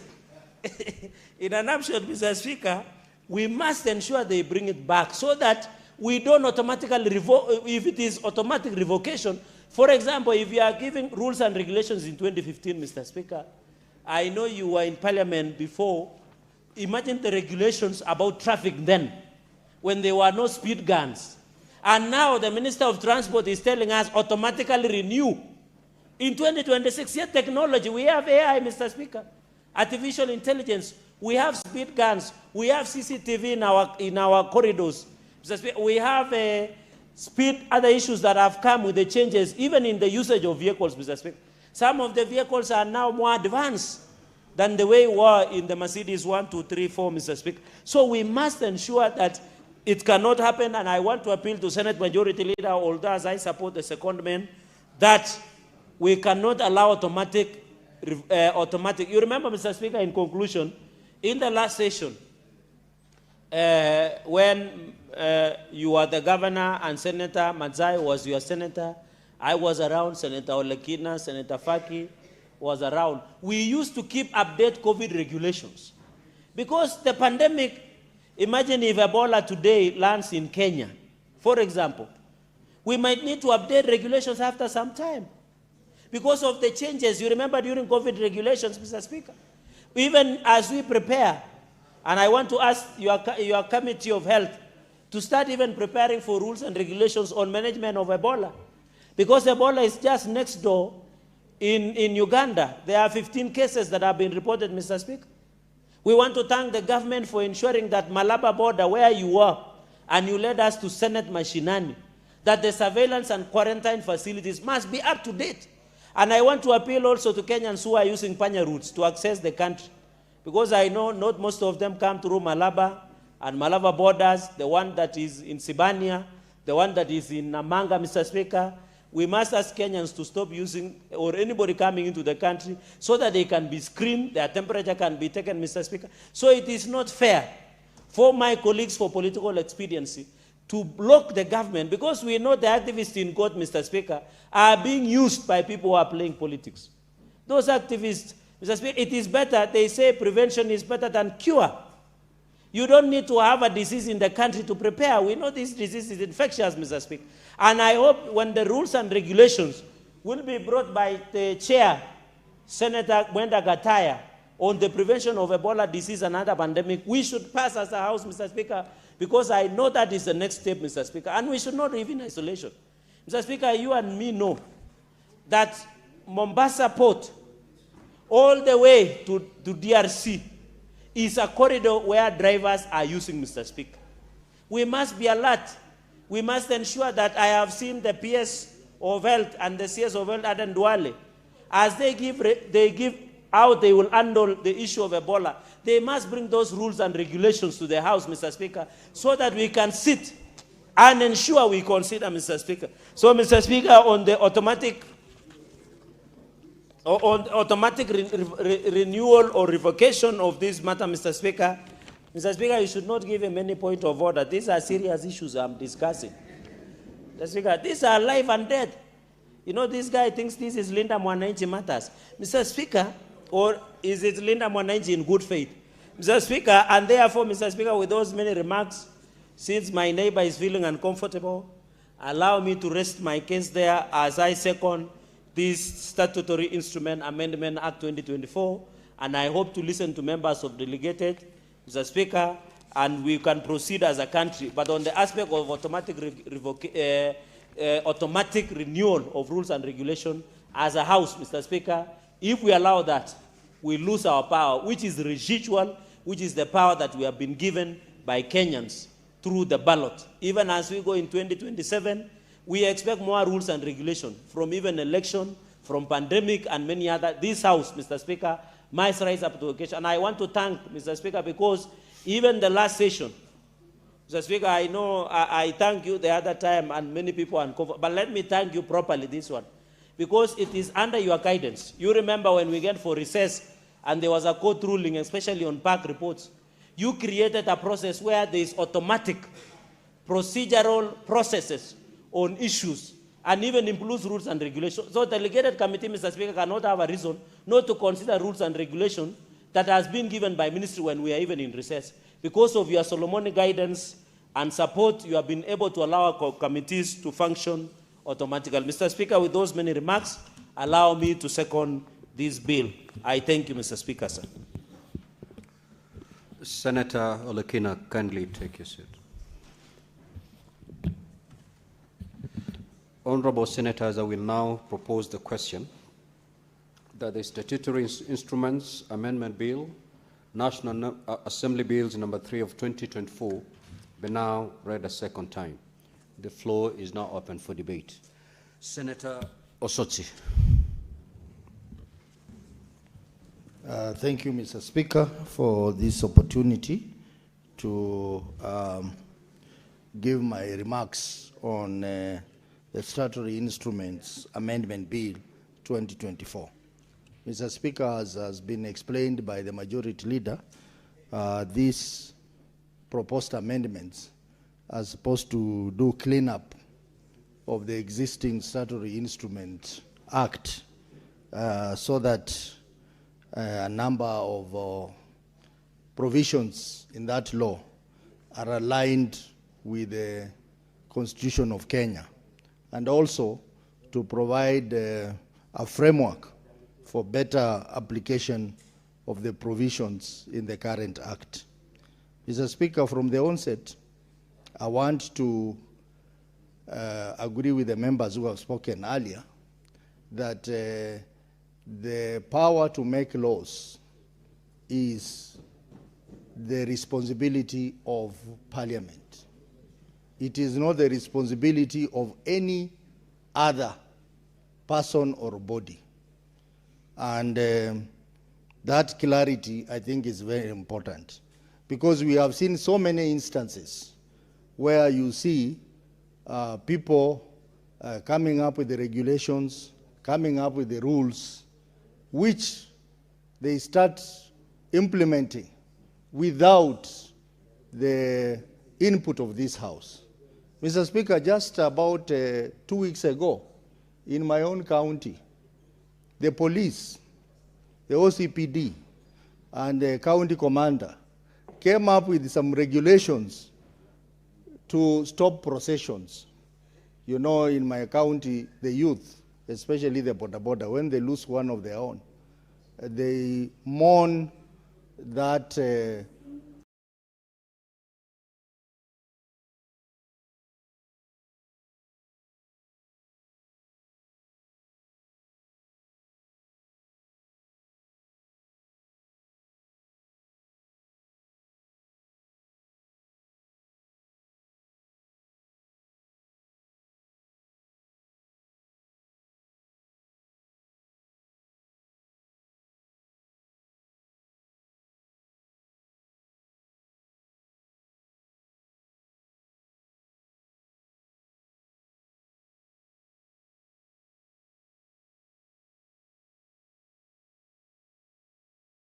work rules, and they don't refer to this house. So I think it's a high time we must enforce the provisions of Statutory Instruments Act, so that it is only this House that has the powers to make law. Any other person who has responsibility to come up with delegated law, that law has to be approved by this House, Mr. Speaker. We have seen many cases, even within our ministries, where cabinet secretaries have come up with the regulations which are not approved by this House. I think the Committee on Delegated Legislation should be able to identify such regulations and annul them, because this law is very clear on the process of how to handle delegated legislation. Mr. Speaker, I also want to agree with Senator Cherargei. There should not be any situation that calls for automatic renewal of regulations. When regulations expire and they need to be renewed, they have to come to this House. Because, Mr. Speaker, scenarios change and conditions change, and that necessitates this House to have an input into those regulations before they become law. So, Mr. Speaker, I want to support these amendments and also agree with the Majority Leader that we have so many pieces of bills which have been proposed to amend the Statutory Instrument Act. I think it would be nice if all these are consolidated into one bill so that we can handle it once and for all. Mr. Speaker, speaking of Article 94 5 of the Constitution that requires that Parliament, that is Senate and National Assembly, has an input into the delegated legislation. Mr. Speaker, this House also has a responsibility that all agreements that are signed between our government and another government to do anything must also be processed through this House. We are beginning to see a culture, Mr. Speaker, where the government is entering into agreements with other nations, either bilateral or multilateral agreements, and those agreements are not subjected for parliamentary scrutiny. I think the relevant committees must be out to watch. And it saddens me when you see a honorable member of either this House of the Senate or the National Assembly defending the government for not providing those agreements for scrutiny before the House.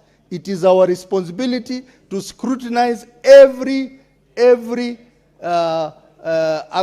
treaty or agreement that is signed between our nation and other nations. So, Mr. Speaker, I just emphasize that because even as we talk about statutory instruments, we should also talk about the treaties and other agreements that our nation has signed, which do not come to this House illegally.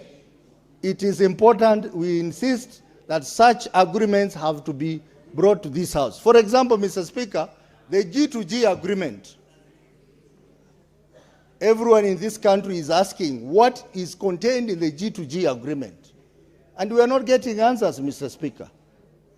If the G2G agreement was brought to this House, Mr. Speaker, and there were issues that were going to affect the lives of our people, indirectly or directly, then this House will rise to the occasion.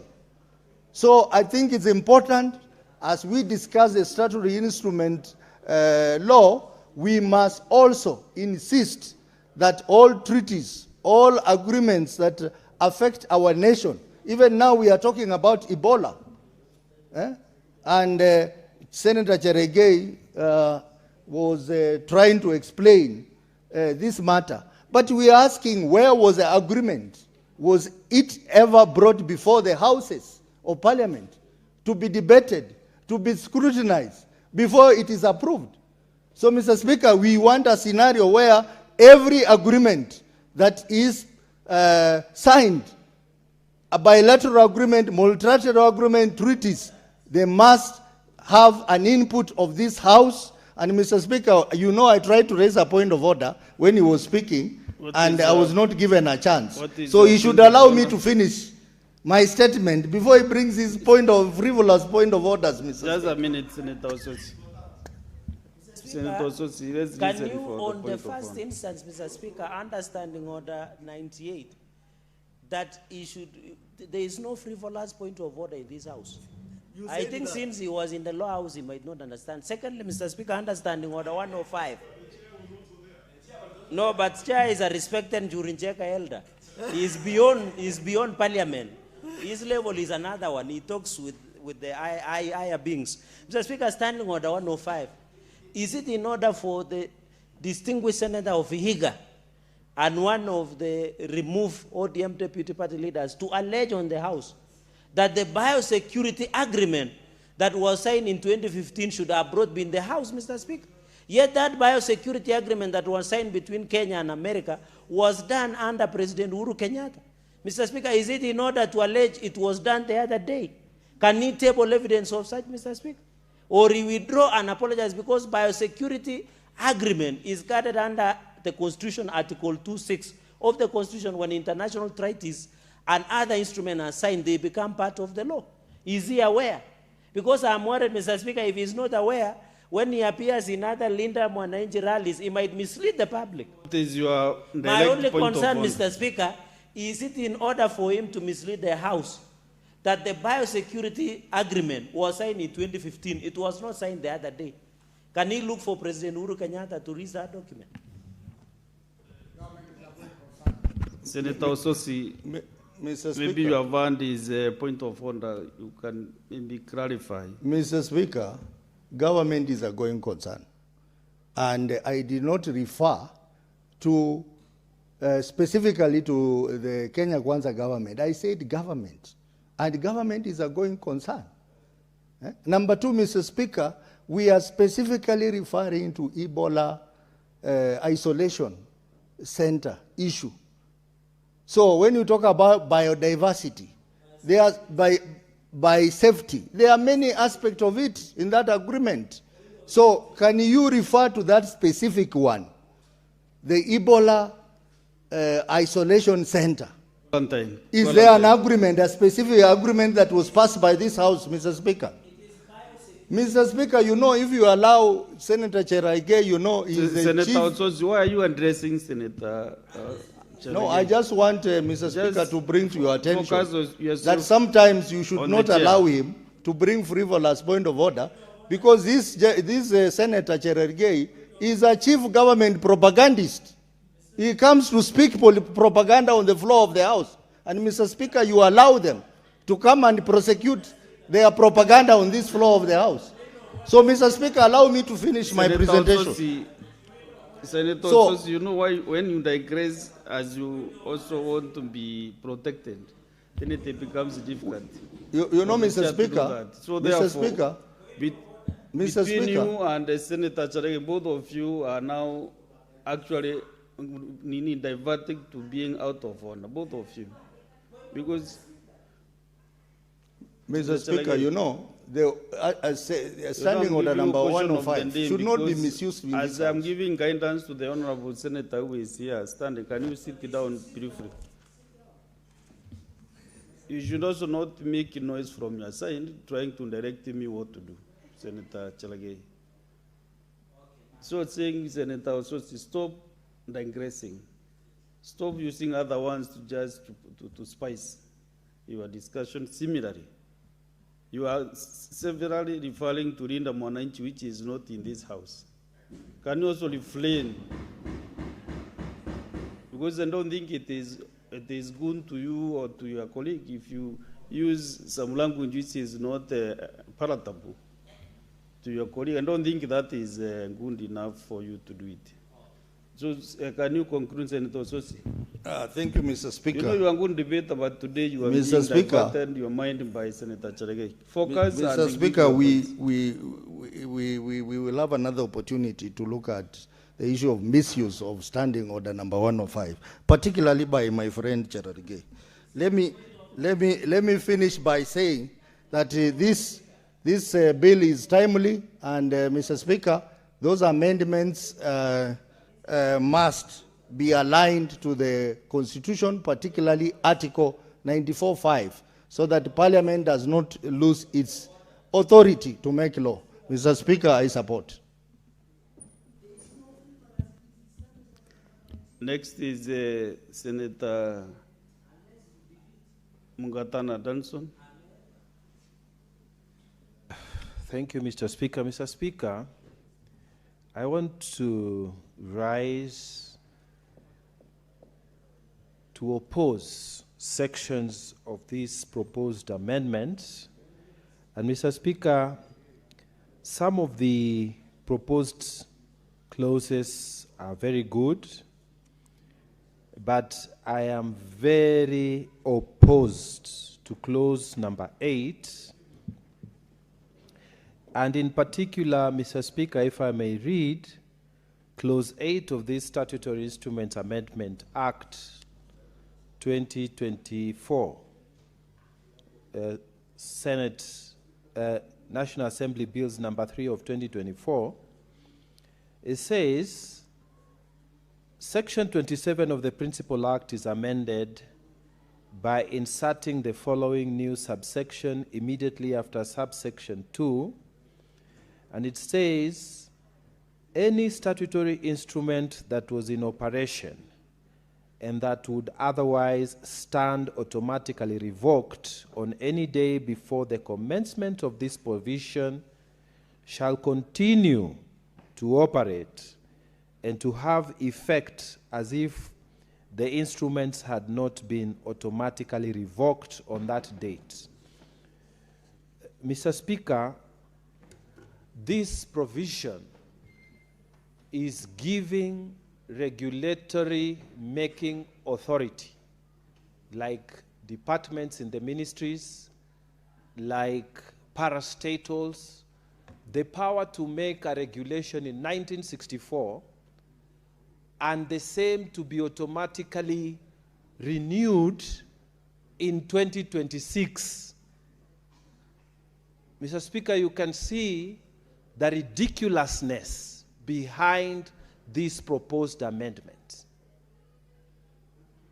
The Statutory Instruments Act, Mr. Speaker, requires that if, as Parliament, we donate our power to the minister to make regulations, then those regulations, if approved by Parliament and they are gazetted, those regulations will only be effective for a period of 10 years.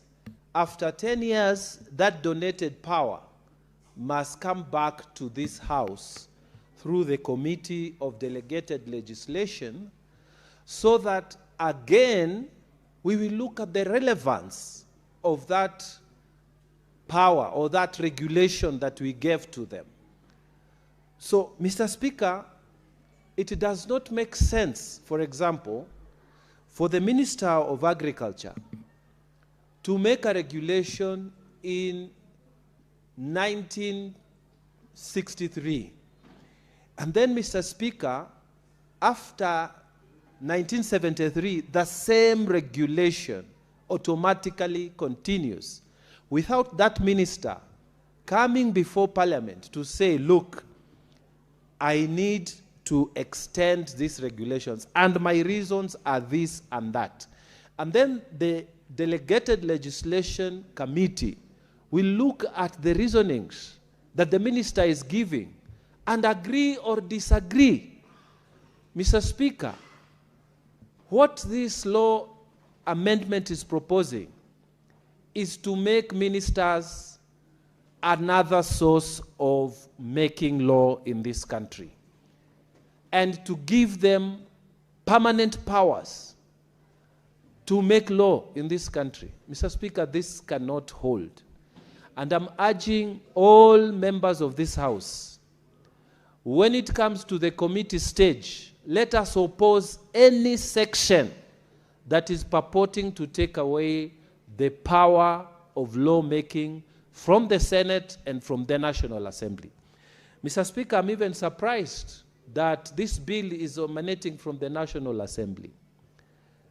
How can you take away the power that was given to you by the Constitution and by the people of Kenya, that you will be the only person to make law, and then you donate this power, and then you say it is permanent to the minister who is proposing a regulation or a rule?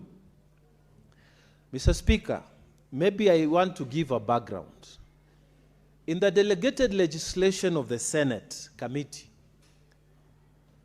the then Attorney General J.B. Muturi sent one of his officers, and he sought to extend about 10,000 regulations, which had about 10,000 regulations which had already lapsed after the mandatory statutory period of 10 years.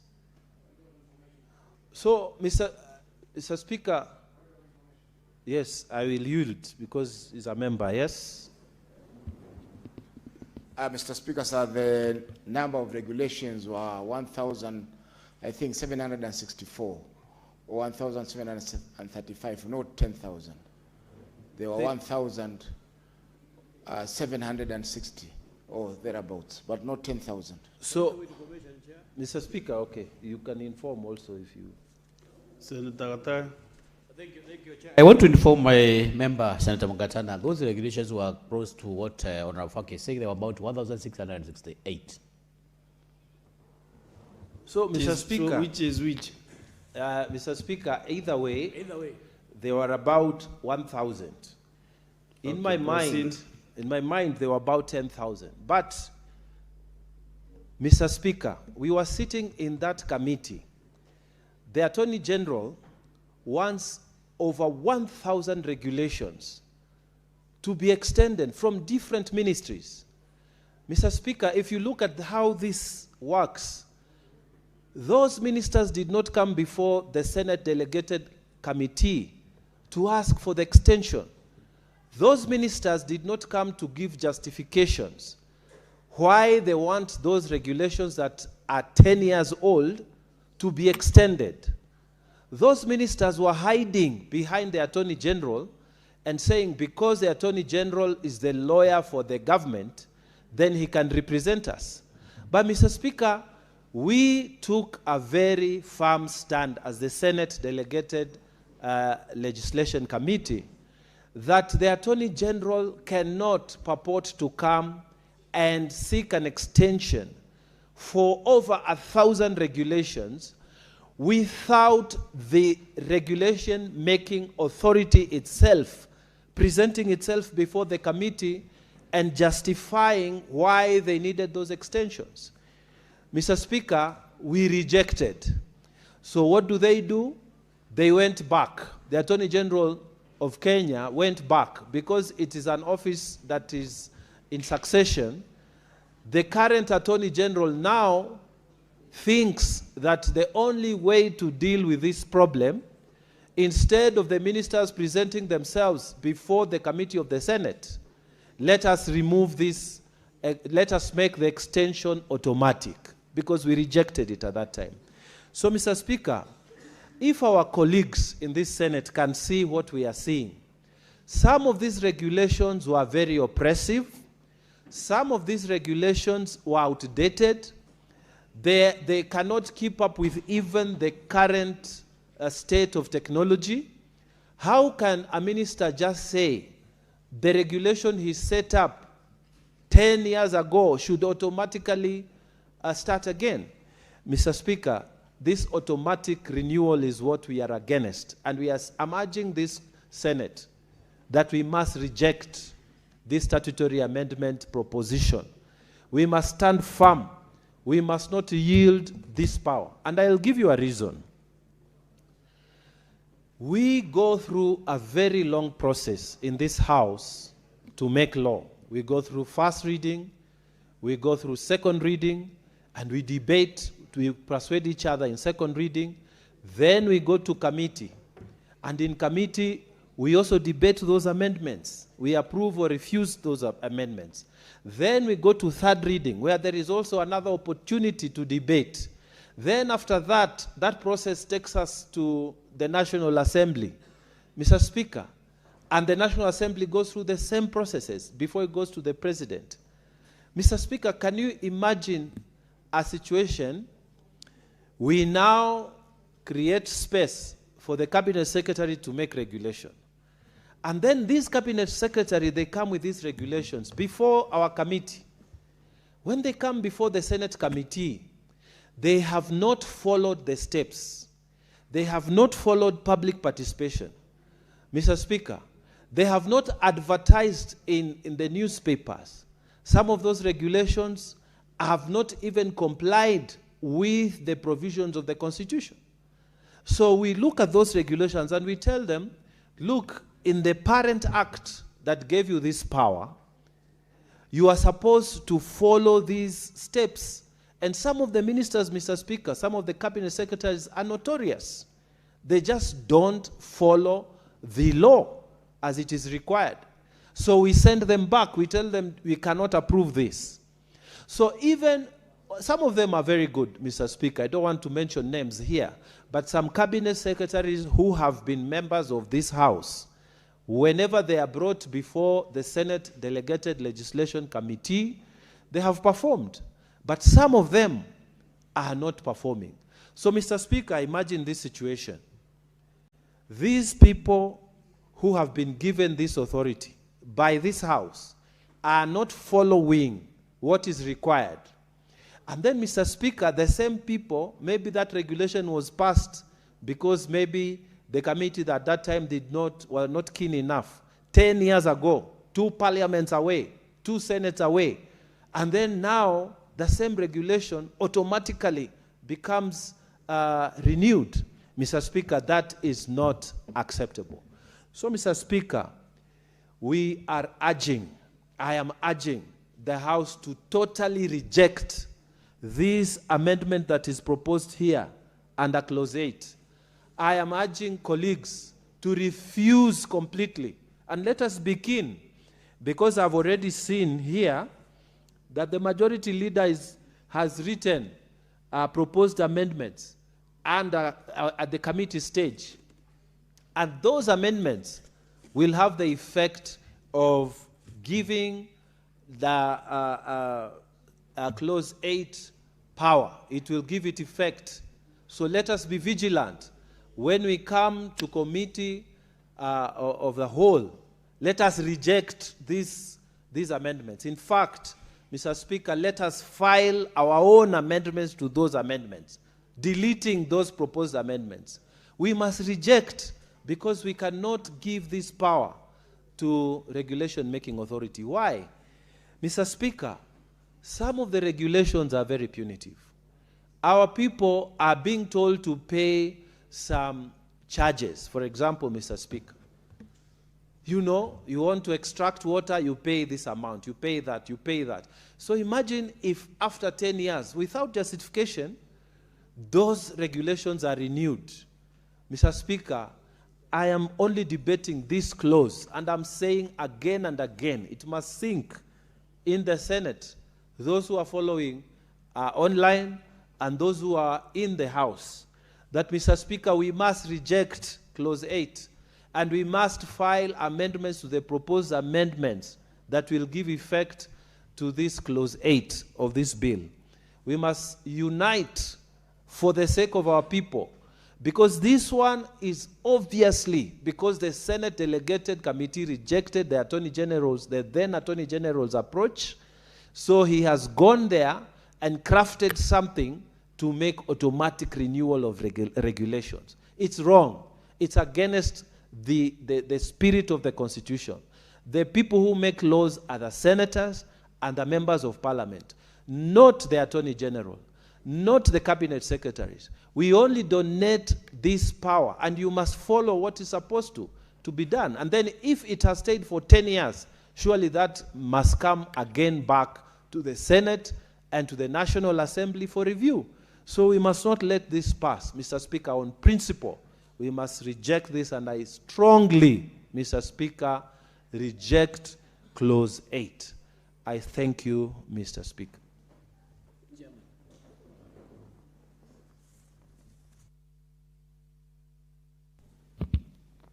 Senator Ndani Manzo. Thank you, Mr. Speaker. Mr. Speaker, I'm one of the members of the Committee of Delegated Legislation, and I want to give the genesis of this. Mr. Speaker, you and myself have served at the National Assembly for 10 years, and the Statutory Instruments Act came to power 2013, and therefore by 2023, a lot of statutory instruments expired. And in fact, Mr. Speaker, this was sneaked in the Finance Bill 2024, which was rejected by the people of Kenya. And it was deleting Section 21 of the Statutory Instruments Act, Mr. Speaker, which says that upon, you know, statutory instruments last 10 years.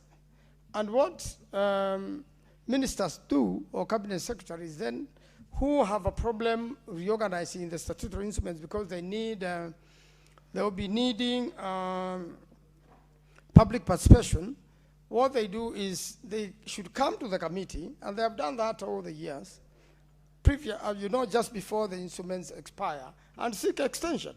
That happened one time, the CS for Agriculture came before the committee, sought extension, and they had enough time to make new regulations.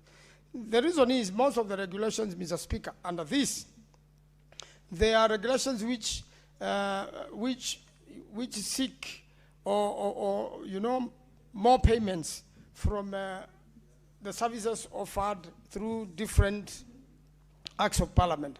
And therefore, their taxes, Mr. Speaker, is another way of giving a blanket, you know, opportunity to tax Kenyans, you know, without public participation, without proper consultation, and it's actually excess taxes. Mr. Speaker, when you look at the issue of making an amendment under 8 to make sure that these regulations automatically become law or are automatically extended, some of them expired in 2023. And therefore, you cannot now make legislation now to bring back to life regulations which died 2023. It will be an absurdity, it's an illegality. Kenyans will go to court and annul this particular piece of legislation. So, Mr. Speaker, I have seen a similar amendment also. Another amendment bill which is seeking to delete 21. It has got the same effect. And in fact, any other amendments around here, in fact, I've seen the one reducing the fine. You know, from what the fine used to be, if you break these rules, 1 million shillings, is being reduced to 20,000 shillings. Meaning, whoever was being punished for breaking the law, then will have it very easy escape. And therefore, Mr. Speaker, I want to support Senator Mugatana in all his submissions, and I believe other members of this committee will support and say that the statutory instruments should be rejected. We are going to bring in amendments and delete all this section, Mr. Speaker, so that at the third reading, so that this bad law does not go to the public. If they tried in 2024 to sneak it through the finance bill, a matter which does not touch finances or remotely deals with finances, Mr. Speaker, I really urge the House to reject these laws. They are going to be punitive to the society. Kenyans have been overtaxed. The cost of living is high, and I cannot stand in this Senate and pass a law which is going to see Kenyans taxed more than they are being taxed today. I thank you, Mr. Speaker. I reject. Okay, Senator Mwinyi Haji Faki. Oh, Senator Faki. Asante Mheshimiwa Spika kwa kunipa fursa hii. Kwanza tumpatie mwenyekiti okay, atupe ushauri kidogo, alafu ana jukumu lingine.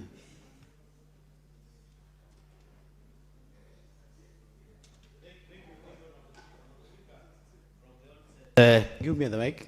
From the onset, Honorable Speaker, I have captioned quite a number of presentations made by members of this House, especially members of the Delegated Committee. Honorable Speaker, we have had a very rough time, especially in this committee, where I remember in one particular case, Honorable Speaker, we received some regulations which were effected way back in 1968 on National Construction Authority. Those regulations, Honorable Speaker, came to this committee close to almost like 50 years, around 2024. Honorable Speaker, one would imagine the number of changes that have been going around, where quite a number of buildings doesn't adhere to very many provisions, including the disability, including the firefighting equipment, the fire exits, and so forth. There are so many changes, Honorable Speaker, that have been effected from 1963. So I want to oppose this arrangement, especially Clause 8, which Honorable Mugatana has prosecuted very, very strongly, that we are supposed to expunge the provision where the regulations are supposed to expire, are not supposed to expire after 10 years. It will be very detrimental, Honorable Speaker, because within a period of 10 years, we expect a lot of changes, especially on the regulations that touches on maybe taxation and so many other issues to do with those statutory instruments. Honorable Speaker, we have seen also some cases where the entities, the regulatory forming bodies, especially the ministries, the departments, even the counties, they have gone to make their own regulations without adhering to those checklists. We have the public participation, we have the impact assessment, we have even questioned the new arrangement where the entries would maybe go through the MyGov. MyGov is a Kenyan Gazette arrangement which is not even widely circulated. We have even seen some ministries who would go there and do some post-publication even without engaging the committees. And we have been finding it very difficult to engage those bodies.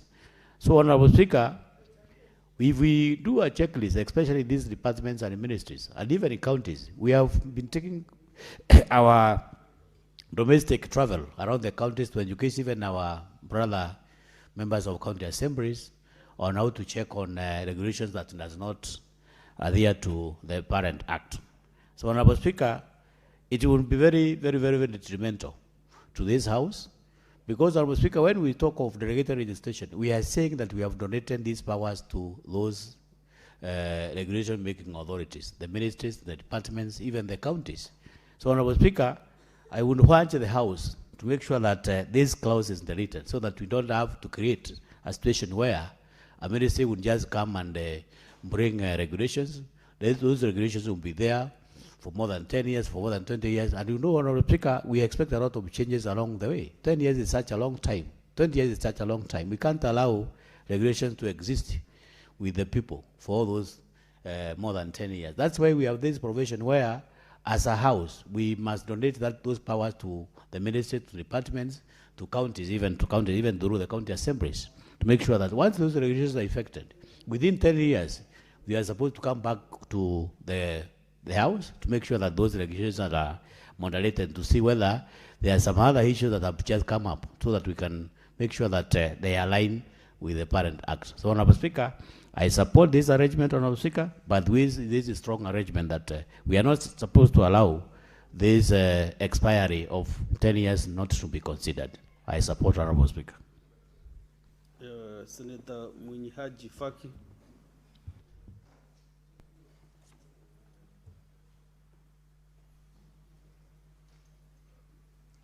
Asante Mheshimiwa Spika kwa kunipa fursa hii kuchangia mswada wa marekebisho ya sheria ya kanuni za kisheria, yani statutory instruments. Mheshimiwa Spika, kwanza kabisa ningependa kujiunga na maseneta wenzangu ambao wamechangia awali mswada huu. Ya pili, sina pingamizi za kimsingi kwa kifungu cha kwanza, cha pili, cha nne na cha tano. Lakini Mheshimiwa Spika, nina pingamizi sana kwa kifungu cha 8 ambacho kinaipa wizara ama shirika linalotengeneza hizi kanuni kwa ziendelee baada ya miaka 10, kinyume na sheria ambayo iko sasa kwamba zile kanuni zinakwisha baada ya miaka 10. Mheshimiwa Spika, lengo na madhumuni ya kanuni kusaidia kuendesha sheria. Hizi zinaitwa kule kwingine zinaitwa sheria endelevu, kwa sababu zinatumika kuziwekea nguvu zile sheria ambazo bunge linapitisha. Na sheria hizi mara nyingi zinatengenezwa na wizara ama zinatengenezwa na shirika ambalo linahusika na taasisi fulani ama linahusika na huduma fulani, kwa mfano huduma za maji, huduma za afya na hali kadhalika. Na kwa vile bunge halina wakati wa kuweza kuangalia hizi mambo madogo madogo, mambo haya huachiwa ile wizara ama huachiwa ile shirika liweze kutengeneza kanuni, baadaye zinaletwa hapa katika bunge, zinaweza kuthibitishwa. Mheshimiwa Spika, katika kuthibitisha hizi kanuni huwa tunaangalia mambo kadhaa. Kwanza, je, zinakinzana na katiba? Zinakinzana na ile sheria ambayo imeziunda? Wamefanya uhusishaji wa umma, yani public participation? Je, sheria hizi zinakinzana na haki za binadamu na mambo mengine ambayo yamewekwa katika sheria? Kwa hiyo Mheshimiwa Spika, tukiangalia hizo zote, tukiona kwamba kila kitu kiko sawa, ndio pale tunaweza kupitisha sheria zile na zinatumika kwa muda wa miaka 10. Hii Mheshimiwa Spika, sio Kenya peke yake, hata zile nchi nyingine kama vile Uingereza ambao tumekopa sheria zetu nyingi kutoka kwao, sehemu za Australia pia ambapo tumekopa sheria zao, zote zina maisha ya miaka 10 kuweza kusimamia sheria hizi. Kwa hiyo miaka 10 ikisha, Mheshimiwa Spika, sheria zimekufa, na kuna fursa iwapo wizara ama shirika litaweza kuomba muongezeko wa mwaka mmoja au miezi 12 ili waweze kujipanga ndio waweze kutengeneza sheria mpya. Mheshimiwa Spika, hii ni muhimu kwa sababu inatoa fursa ya serikali na wizara kuweza kufanya ile review ama kuziangalia upya kila baada ya miaka 10.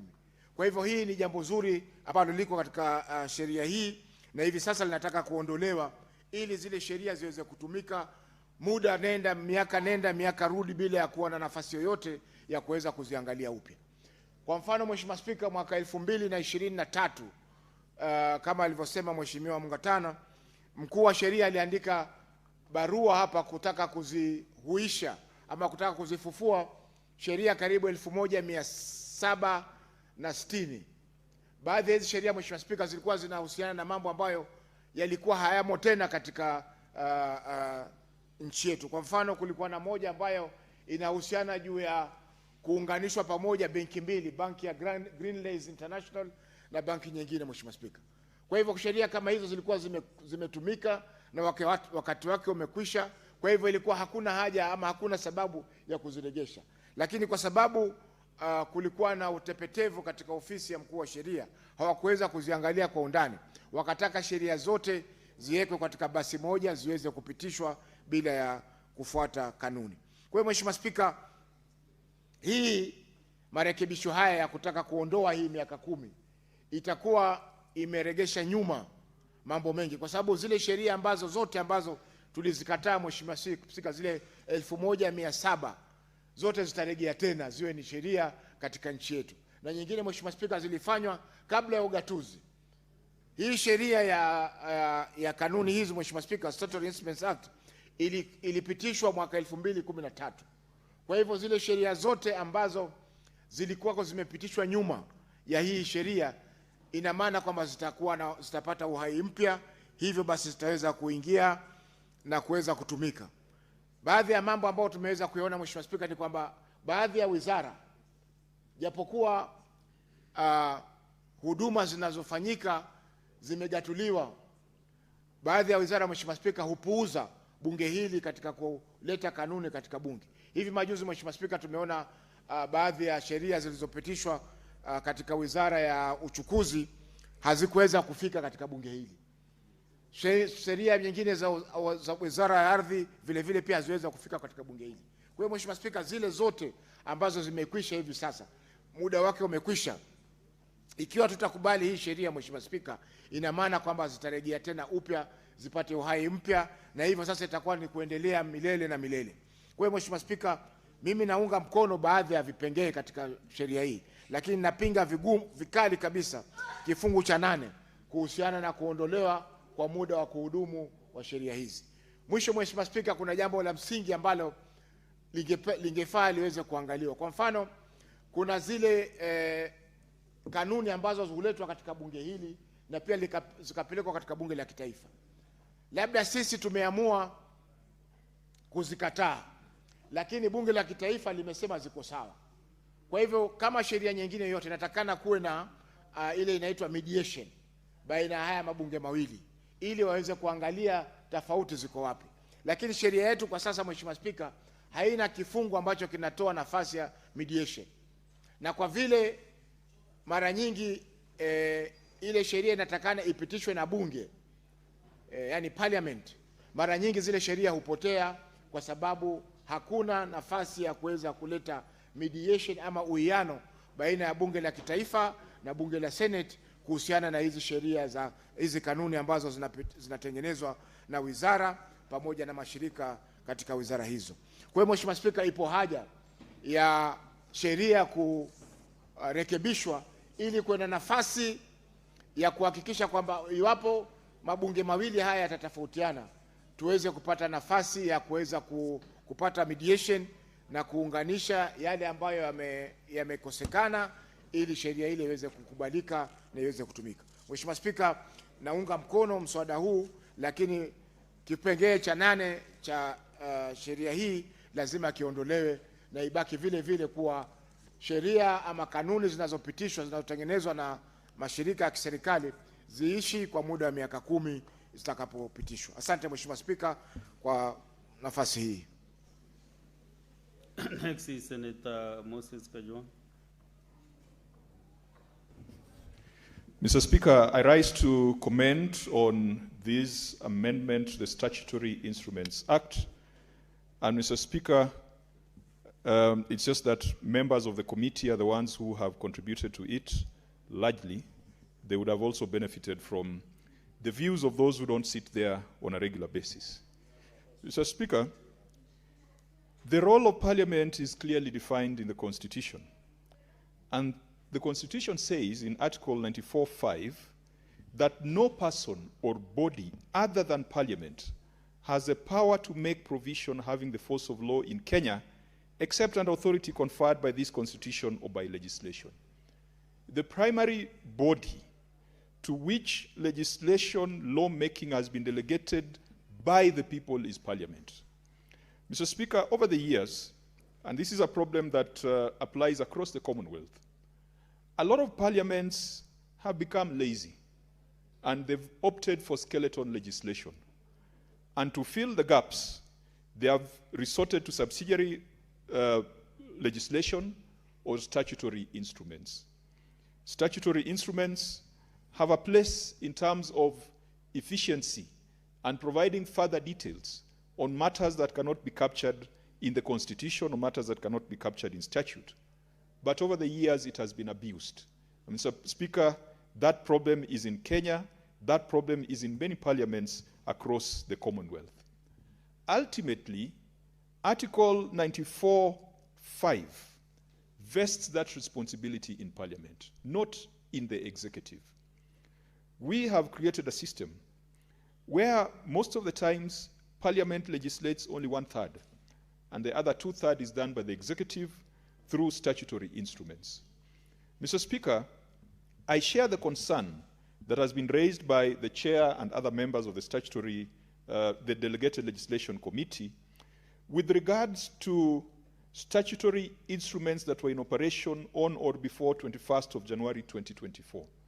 Mr. Speaker, I find this to be a very curious way of legislating, that we are amending Section 27 of the Statutory Instruments Act to say that any statutory instrument that was in operation on or before 21st of January 2024 shall continue to operate and to have effect as if the instruments had not been automatically revoked on that date. Mr. Speaker, the instruments that were in operation on or before 21st of January 2024 perhaps could have been 10 years old as compared to the Constitution that we currently have. There shouldn't be any difficulty for the executive to resubject those statutory instruments to public participation, to resubject them to Parliament, and get parliamentary approval for them to continue being in force. Mr. Speaker, not too long ago, we had a meeting with the Prime Cabinet Secretary, and Mr. Speaker, I do recall, I believe you must have chaired that meeting where Madam Aurelia Rono, who is a PS in the office of the Prime Cabinet Secretary, appeared before the liaison committee. And Mr. Speaker, I am convinced that the executive has the capacity to resubject all these statutory instruments to public participation and to the provisions of the Statutory Instruments Act. And therefore, I join my colleagues in saying that that amendment of Section 27 is mischievous, and this House must vote against it. Mr. Speaker, if we wanted to do a proper amendment to the Statutory Instruments Act, there are a few things that have been of concern over the years, which must be dealt with. I can see that this particular amendment was to deal with that Section 27, so as to allow the Attorney General and the Executive to have a free ride. Mr. Speaker, a few things that I would have wanted that we look at when it comes to statutory instruments and when it comes to amendment of this particular act, is number one, if lawmaking is the exclusive domain of the legislature or parliament, and if statutory instruments still form part of our laws and regulations, Mr. Speaker, should Parliament concern itself with substance or form when considering statutory instruments? Right now, the Statutory Instruments Act requires of Parliament that when a statutory instrument is laid on the table, that the relevant committee shall consider it and only bring back a report if it wants that statutory instrument annulled. It does not have to report back on its approval, on its observations. In fact, sometimes committees do nothing, and I'm not talking about this particular committee. This committee has been very industrious. But we have seen delegated legislation committees that decide to do nothing on the statutory instruments that have been presented to them, then they become law in 28 days, because that is the provision. There's an automatic effectiveness in 28 days if the committee does nothing. Mr. Speaker, at the tail end of the last parliament, the regulations on equalization fund were brought to this house. Mr. Speaker, they are bad. Those regulations are bad. And every member who debated on the floor of this house agreed that they were bad. But the problem was, these regulations had been pending for a very long time. And counties that had been marginalized for a long time felt like the center was holding on to money that should have gone to them. A promise was brought to this house, and I wish Senator Faki was here because he was then the chair of the Delegated Legislation Committee. A promise was conveyed to this house from the National Treasury that, honorable members, please just pass these regulations to allow the money to trickle to counties, but we give you the undertaking that we shall be bringing amendments to the regulation. We refused. We refused to accede to that request. But, however, Mr. Speaker, what happened is that the committee failed to report back to the House, and so the regulations took effect automatically. Can the Delegated Legislation Committee scrutinize the substance of regulations?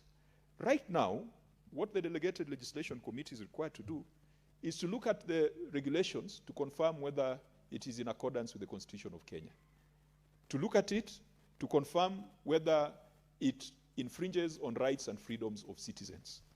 To look at it to confirm whether or not it infringes on the rule of law.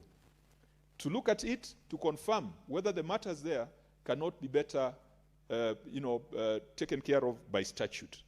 To look at it to confirm that it is not imposing taxation. But it does not go into the minute details. The other day, I saw published in the newspapers draft regulations to do with renewable energy, particularly on solar water heating systems. Mr. Speaker, the proposal was that every plan approval across the country, there must be provision for a solar water heating facility or solar water heating solution.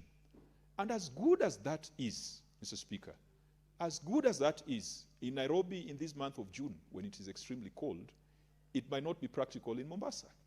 It might not be practical in Turkana. It might not be practical in certain parts of Nyanza.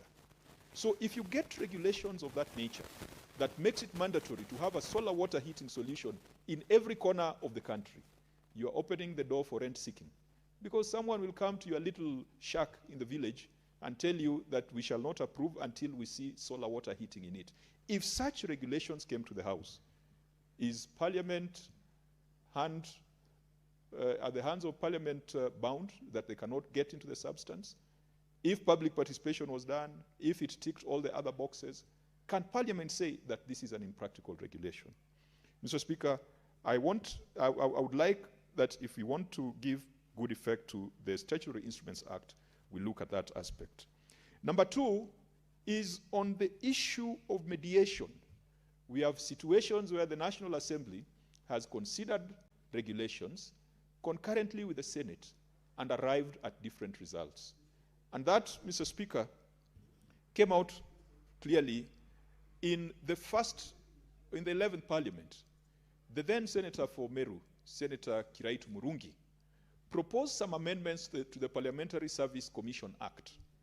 And in those amendments, he proposed that the commission could set up a subcommittee to look at the affairs of the Senate, because the act was written with a unicameral parliament in mind.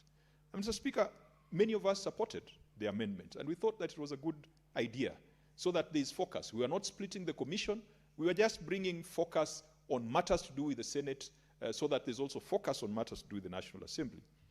Afterwards, we were required to come up with regulations to give effect to the thinking and to give effect to some of the things that nowadays we enjoy, like the oversight funds. Mr. Speaker, we were taken round and round in circles. We came up with draft regulations. The other house rejected those regulations, and that was the end of it. We do not have a procedure for mediation when the two houses fail to agree.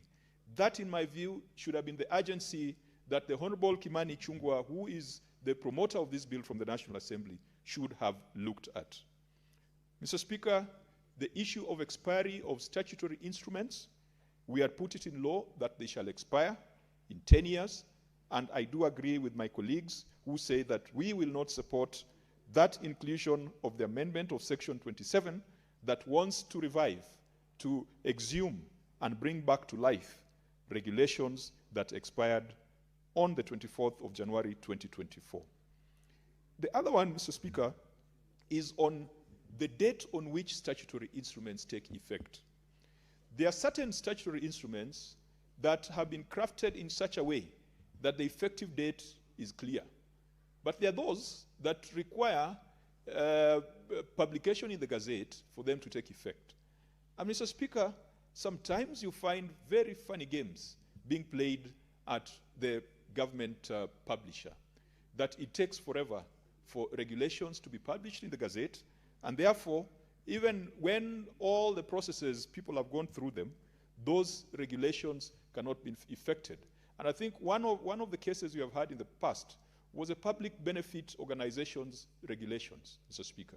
It took forever for them to be published, and it threw that sector in a limbo. Mr. Speaker, can Parliament consider having the power to review or to nullify regulations suo motu without being prompted, or even on the basis of a petition? Regulations originate from the executive. They are drafted by the executive. And once we approve them, they take effect. Mr. Speaker, what is the process of annulling a regulation that perhaps was approved by Parliament, but which has turned out to be a national pain, which has turned out to be impractical, which has turned out to be inconsistent with the policy and the aspirations of the people? Can we grant ourselves that power? Yes, we have the power to amend legislation. We have the power to amend statute. Do we have the power to propose an amendment to regulation once it's in force? Perhaps Senator Mugatana will educate us on that. But it is extremely dangerous if Parliament has the power to amend the parent act, but then the regulations that give effect to it then seems to be something that we cannot touch unless it originates from the executive. Those are some of the things that we need to look at to amend in the Statutory Instruments Act. Again, Mr. Speaker, we must address the failure to bring regulations. In the climate change space, we came up with the Climate Change Act. We established a climate change fund way back in 2016. Mr. Speaker, to date, the Climate Change Fund has not been established. Why? Because the regulations have never been brought to Parliament. And that is 10 years. 10 years. No one wants to do it because they want the money to remain in the parent ministry. Because they know that the minute you establish a fund, it is ring-fenced, there is greater scrutiny. And Mr. Speaker, as someone within that space, it would be my desire for us to push for the actualization of the Climate Change Fund.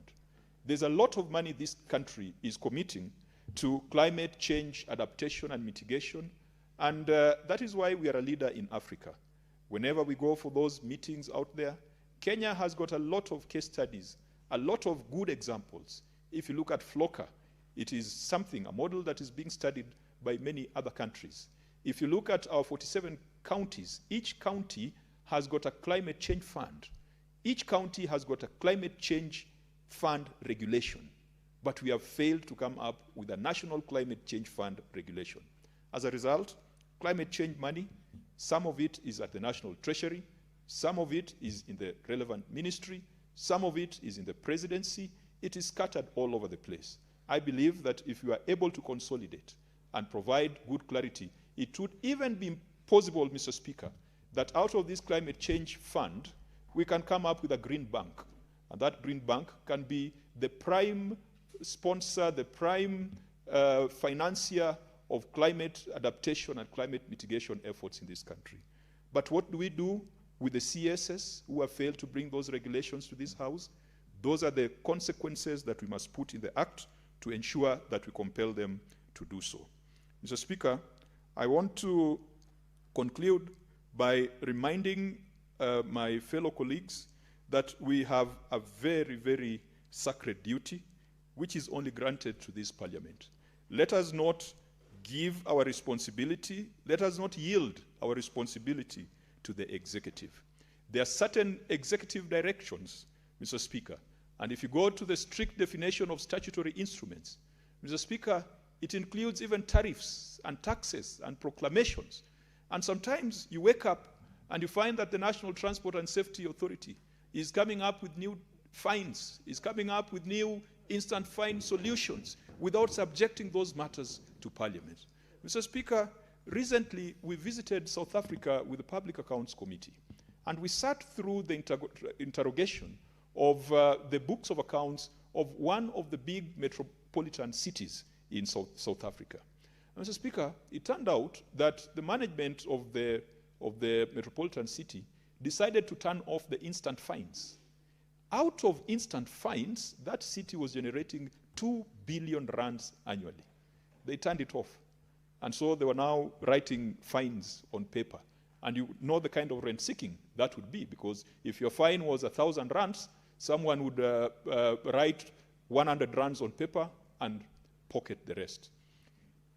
Those things like tariffs, penalties, fines, those are statutory instruments in the strict definition of statutory instruments in this Act. They should come to Parliament. They should come to Parliament for consideration. And Mr. Speaker, we must find a way of getting into the substance, because it's not just a matter of NTSA convincing us that they did public participation. It is not just NTSA giving us a list of participants. We must also be able to look at those matters to confirm that indeed whatever they are proposing is something that is reasonable. And in any case, Mr. Speaker, in my view, if counties like Nairobi City County wanted to increase their own source revenue, they could set up an effective traffic management system, which other cities have done. Mr. Speaker, it is embarrassing. Whenever we travel, you go to Cape Town, you go to Abidjan, you go to even Addis. Even if you are in an Uber in the middle of the night, they will stop at the light, because they know you jump the light, there's a fine that will follow you. Governor Sakaja could do that. And I can tell you, Mr. Speaker, with our driving habits, if it's properly enforced, if the roads are properly done, if we have a proper public transport system, that instant fines or traffic fines alone could yield enough money to enable Nairobi to develop her markets, her hospitals, and other facilities. So, Mr. Speaker, I reject the amendment of Section 27, but I also would pray that this amendment, let it be taken back so that we have a much more comprehensive assessment of that space, so that we do not take away or we do not donate the power of Parliament to the executive. Thank you, Mr. Speaker.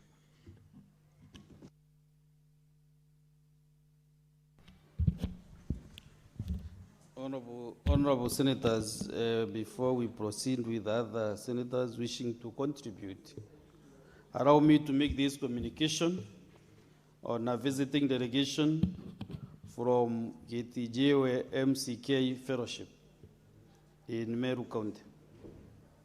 I would like to acknowledge the presence in the Speaker's gallery this afternoon, a visiting delegation from Methodist Church Kenya MCK Men's Fellowship from South Imenti constituency in Meru County, who are paying a visit to the Senate on the invitation of the U.S. truly, the Deputy Speaker and Senator from Meru County. Honorable Senators, I request each member of the delegation to stand when called out so that they may be acknowledged as per the Senate tradition. 1, Mr. Lefond Gitonga, Mr. JDL Mutuma, Mr. John Jintere, Mr. Stanley Nkonge, Mr. John Mburugu, Mr. Julius Mutwiri, Mr. Edwin Dimeme,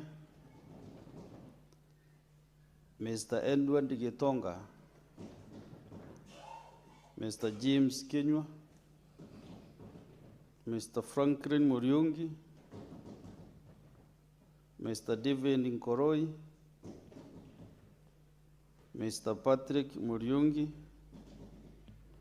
Mr. Charles Nkoroi, and the last but not the least, Mr. Julius Mbabu. On behalf of the Senate and on my behalf, I extend a warm welcome to the delegation and wish you a fruitful visit. Thank you. Now that I'm on this chair, I really want to welcome this team from Meru to the Senate. South Imenti is where I served as a member of parliament for 10 years. And now they voted me as the Meru senator. But since I cannot do much from here, Senator Endo Okech.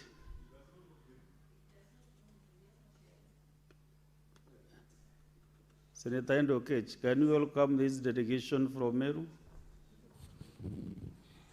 But I can see you are not at the level of the Njuri Ncheke.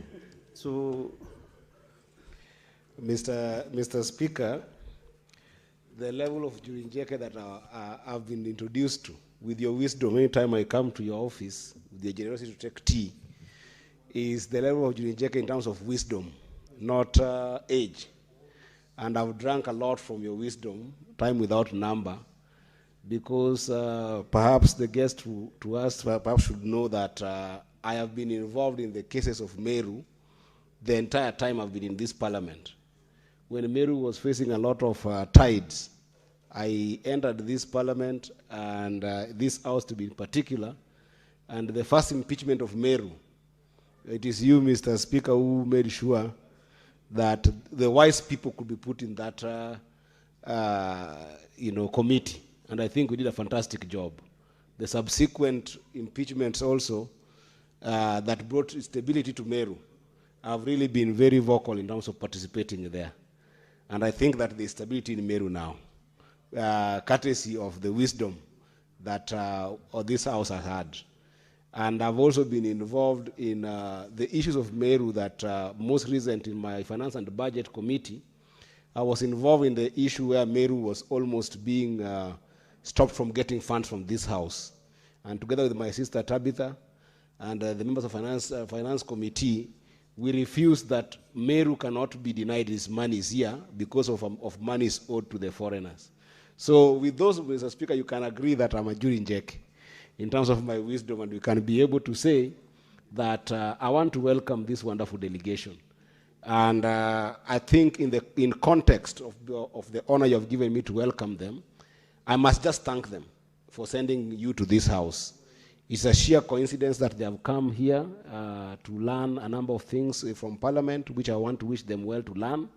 But the biggest thing you've learned is that your own wisdom in sending into this house our own Deputy Speaker, who is now the sitting Speaker in this session, was not in vain. And indeed, we keep on praying that that wisdom can continue guiding you from what you learn here to make Meru stable, so that the years that Meru lost in the squabbles that were there at the beginning, we can be able to maintain them to be stable and continue giving your support to our Speaker here, so that whether you're sending him back to this house in the subsequent year or otherwise promoting him to other more prominent Njuri Njeke roles, that will be nice. But enjoy being here, I hope that you will give me the same courtesy that when you will be leaving the house, there's a tradition which he has of greeting guests outside the chambers. I will be able to share more wisdom, and those wisdom are more practical than the ones I can be able to be there in the chamber. I welcome you, and I thank you, Mr. Speaker. Well, thank you for the kind ones. I think you are the best choice for that work. So, Senator Olekina.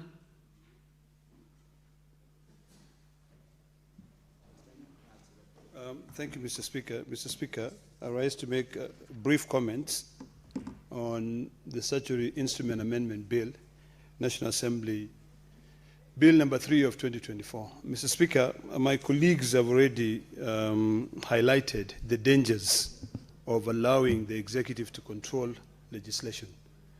Parliament has been given the power of the purse. And when it comes to the issue of the power of the purse, Parliament is the one that drafts legislation. In fact, in this Senate, we pronounce ourselves through motions and bills. And we are guided by the Constitution. And the Constitution is set there to be able to provide a neater way of ensuring equity. Mr. Speaker, there are so many things that we talked about grandfathering of provisions that existed in the past.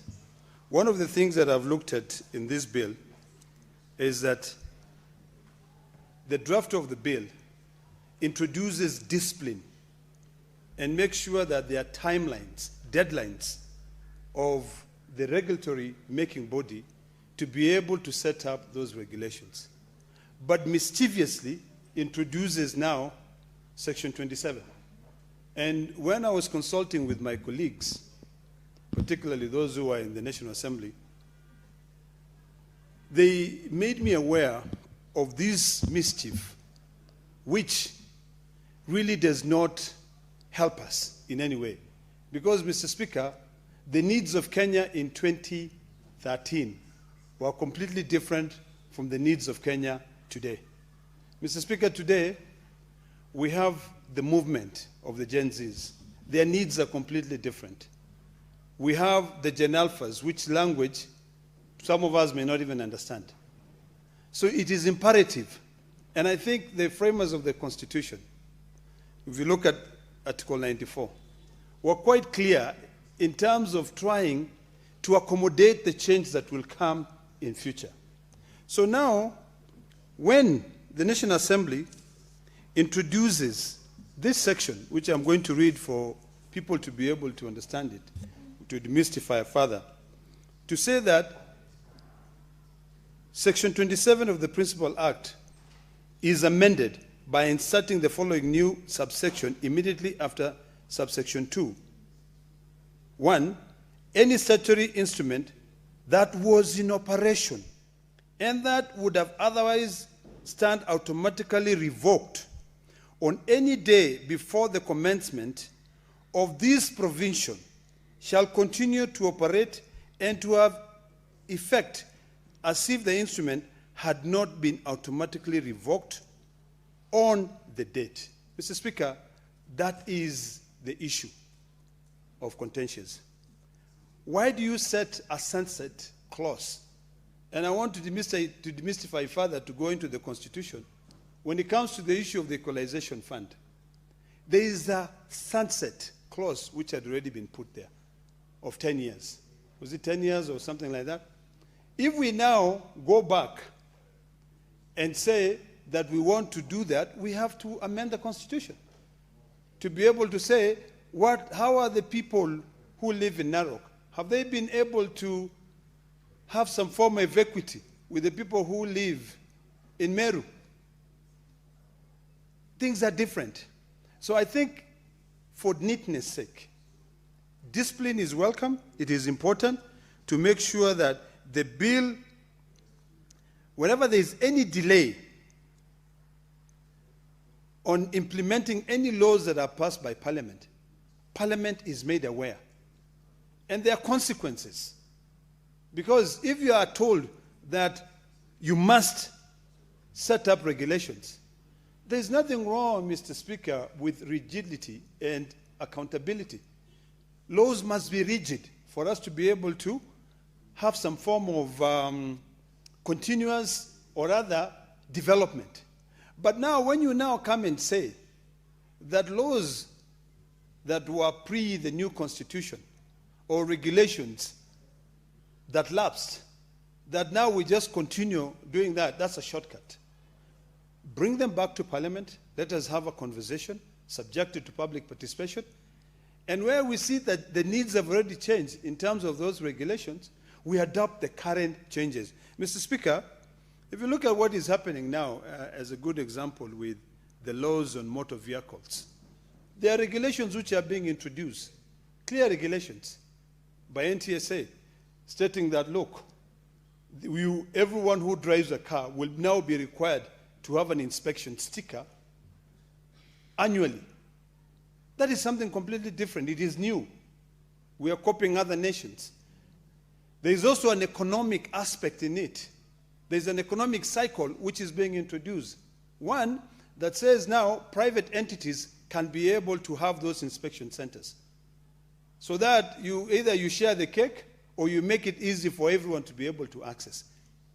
What we were yesterday is not what we are today. Our circumstances of yesteryears are different from the circumstances of today. So I think this clause is mischievous, and it is important that all of us are aware that these regulations are the one that determines investments into this country, how they come. If there are particular or certain regulations, let's say with the Central Bank of Kenya, or regulations by different pieces of laws that would otherwise require investment to be done in a different way now, but were much friendlier before, when we introduce this clause, you then now go to the previous prerequisites, which most of them may not even be very difficult to be able to achieve than the ones of today. Mr. Speaker, we all know that we are living on borrowed times, you know, but on these borrowed times, we should be aware of any piece of legislation that we draft. It's got consequences, those which are directly intended. And if you look at the intended consequences in this amendment, is to bring in discipline, rigidity, accountability when it comes into the issue of enacting legislations and regulations. But there are unintended consequences. The unintended consequences are the ones which are being mischievously introduced in amending Section 27 of the Principal Act. Leave Section 27 of the Principal Act intact. Bring all those regulations that have lapsed back here. We have the Delegated Legislation Committee. Let the Delegated Committee go through them, see whether the circumstances have changed. Then by doing so, subject it to public participation, let Kenyans be aware. You know, there is this debate that people talk about Kenyans objecting to everything. But it's because we are wiser now, much wiser than we were yesterday. You know, it makes us question everything. Mr. Speaker, today is a Wednesday. And those whiskey drinkers, the ones who drink whiskey on Wednesday, are the ones who are the real whiskey drinkers, because they have a conversation with that drink. Those who drink on Saturday drink either to celebrate the whole week, the achievement of the week, or maybe to celebrate a game that has been won or lost. But those who sit down on a Wednesday still have 2 more days of the week, Mr. Speaker, to be able to ask. So that whiskey is asking you, what are you running away from this time? You are still trying to figure out how you're going to solve the challenges of Thursday and Friday. So that you cannot compare, Mr. Speaker, You cannot compare a whiskey drinker on a Wednesday and a whiskey drinker on a Saturday. You know, Saturday is celebratory. It's a day to rest. Wednesday is a day to think and reflect and say, how am I going to carry out my duties on Thursday? How am I going to carry out my duties on a Friday? 2 more days of work. So today is a Wednesday. So those whiskey drinkers go reflect on what this Senate is talking about when it comes to the issue of legislation. And I know we have a lot of them in the lower house. So today ask yourself, why is it that Senator Mungatana took time and said, no, this is mischievous? You know, why is it that Senator Kajwang took time and said, no. Senator Olekina, we should object to this amendment. Why is it that everything else, when it comes to discipline, everyone is applauding the drafters of these amendments? So, Mr. Speaker, I definitely support my colleagues who have taken their time to even educate us. You know, we consult here. We have a conversation. I think I'll be joining you this evening for a glass of whiskey, and we can have a conversation with it. And then maybe it can be able to guide us. Mr. Speaker, it's, you know, point of information, I'd love to be informed, Mr. Speaker. Mr. Speaker, my grandfather, my father, and myself do not partake of that Wednesday fellowship. Mr. Olekina is inviting us to the bottle of whiskey. Just to inform him. Maybe Honorable Kajwang can.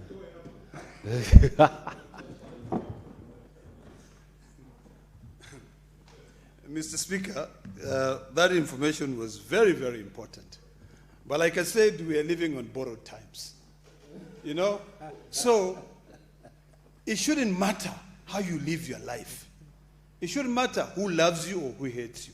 It doesn't change who you are. You know? You just get up and move. You know, it doesn't matter how many haters you have or how many people, you know, vote you because they think you're a saint. You know, I talked about a conversation, you know, and I think everything that is happening, Mr. Speaker, now, our forefathers, our parents, went through the same thing, stages. They had those conversations. And sometimes, Mr. Speaker, to borrow from one of my favorite artists, you know, being a witness is more than enough. So now we are witnesses of what is happening in this country. Some of the things we like and some of the things we do not like. They always say the majority will always have their way, the minority will have their say. You know, when we come here and we highlight challenges that we are facing, you know, in this lifetime, we will be vindicated if we are not listened to. Because what we need to do is that on these borrowed times that we're living, we must make sure that whatever we do is something that when you sleep or when you are having a conversation with that glass of whiskey in the dark, you can actually be able tomorrow to stand firm and say, yes, I stand by what I did. You know, Mr. Speaker, you know, currently the entire country is in a mood that I cannot even explain. You know, all of us are campaigning left, right, and center. In fact, if you look at the Senate, it's empty. Why? Everybody is trying to seek their votes for you to get back here next year or for you to become a governor or whatever. You know, but we tend to forget what brought us here. The work that brought us here for us to be able to work for our people. So, and there are dangers, Mr. Speaker. You know, right now, very few of us are aware that in the next few months, Mr. Speaker, and I have a statement to that effect, hopefully I'll read it tomorrow, we are about to experience something that has not been experienced in 150 years in this world or on earth, a super El Nino. And we are not prepared, Mr. Speaker. We are not prepared. So hypothetically speaking, if there was a regulation that guided counties on how to prepare for an El Nino.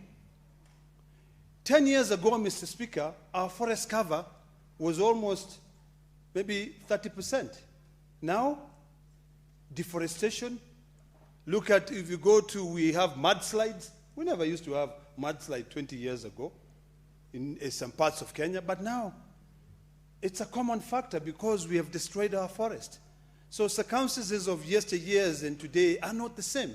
So, Mr. Speaker, to conclude, I would like to plead with my colleagues that we take time to understand the consequences, intended and unintended, of any piece of legislation that we pass in this House. Otherwise, I support with amendments. Senator Eddie Okech.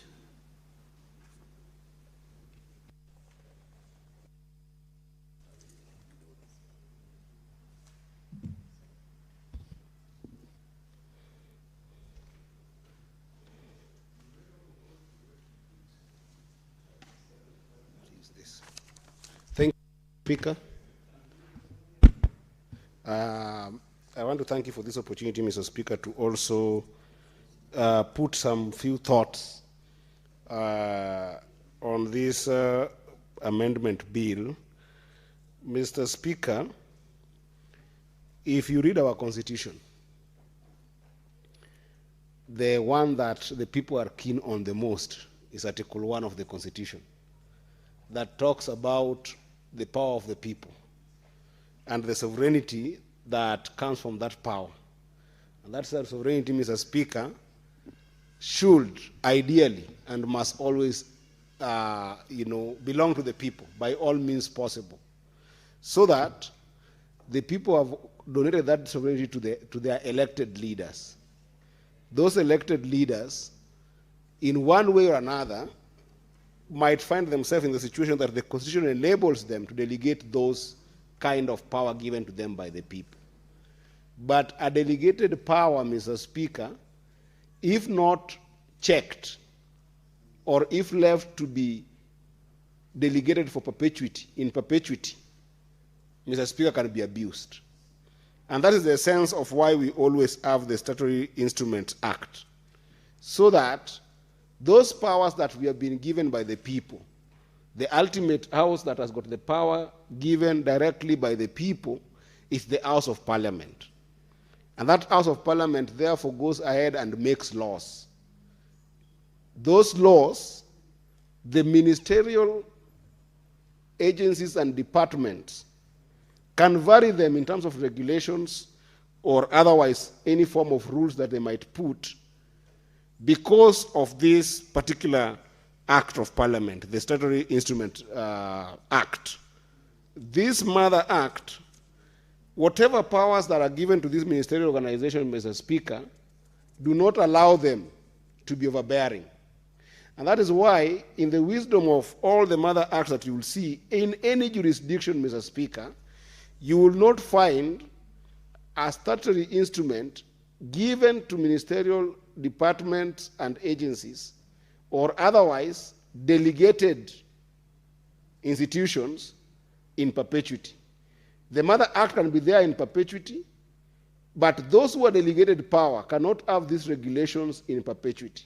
And the wisdom is because the environment in which our laws work, the environment in which our laws are implemented, keep on changing, Mr. Speaker, so that it is always in the wisdom of the Constitution that those laws must always be given a chance to be for the people to be consulted. So, Mr. Speaker, when I read this particular act, I think, amendment bill, I mean, Mr. Speaker, I think every other section of it is a decoration, apart from section 8, which I think that this House, the way we have demonstrated to be a solid house and a sober house, must actually interrogate and focus on section 8 of this amendment. And section 8 says that section 27 of the Principal Act be amended by inserting the following new subsection immediately after section 2. That will be the section 3 that says, any statutory instrument that was in operation and that would otherwise stand automatically revoked on any day before the commencement of this provision shall continue to operate and to have effect as if the instruments had not been automatically revoked on that date. If you look at that recommendation, Mr. Speaker, that would mean that the thousands of regulations that have been there prior to the 2028 Constitution and have not been reviewed, then would stay as they are. And Mr. Speaker, that is actually making the regulations and rules that were delegated to continue in perpetuity and to become law in and out of themselves without a review through a people process.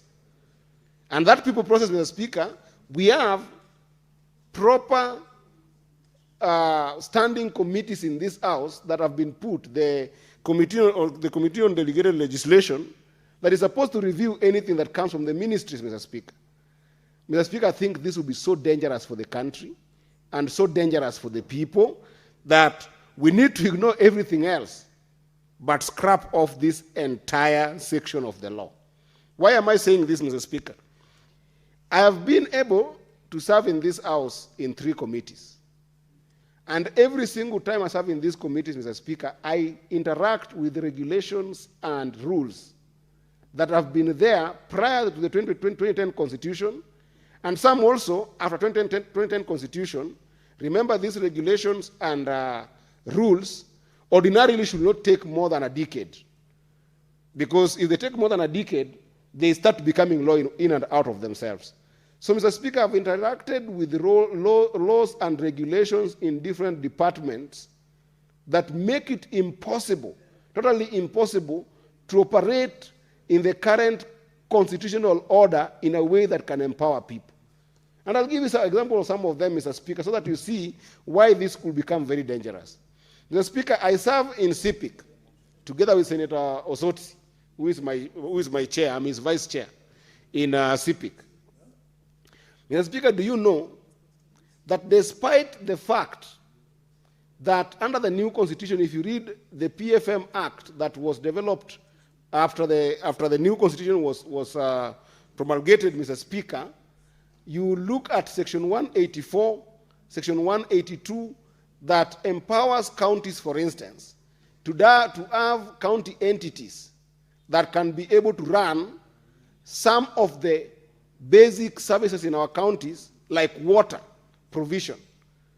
Mr. Speaker, do you know that despite the fact that we have allowed these counties to own things like water service providers, the adjunct local authorities have not been able to transfer some of the assets to county entities to be able to run these things in autonomous ways. So that the regulations that are running things like the asset books for counties are impossible to implement, to the extent that these water service providers, Mr. Speaker, are ever struggling. They are struggling with loans that they cannot be able to pay because the regulations that are existing have made it impossible for those WSPs to own the loan books that we have in those counties. Now they are sitting with water work agencies that continue, even now, taking loans on the backdrop of water service providers, yet they give these water service providers a lot of burden.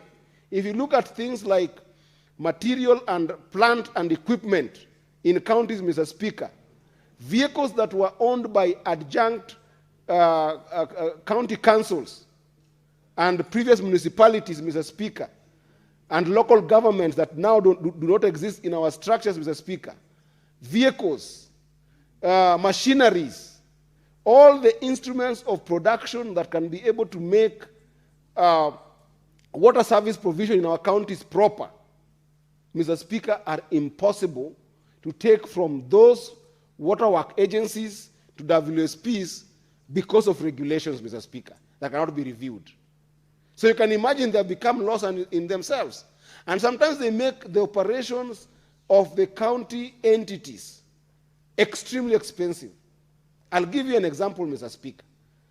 If today the county government of Migori, or the county government of Siaya, or the county government of Wajir, let me even take those Nordic counties that experience extreme weather conditions, were to, for instance, drill borehole.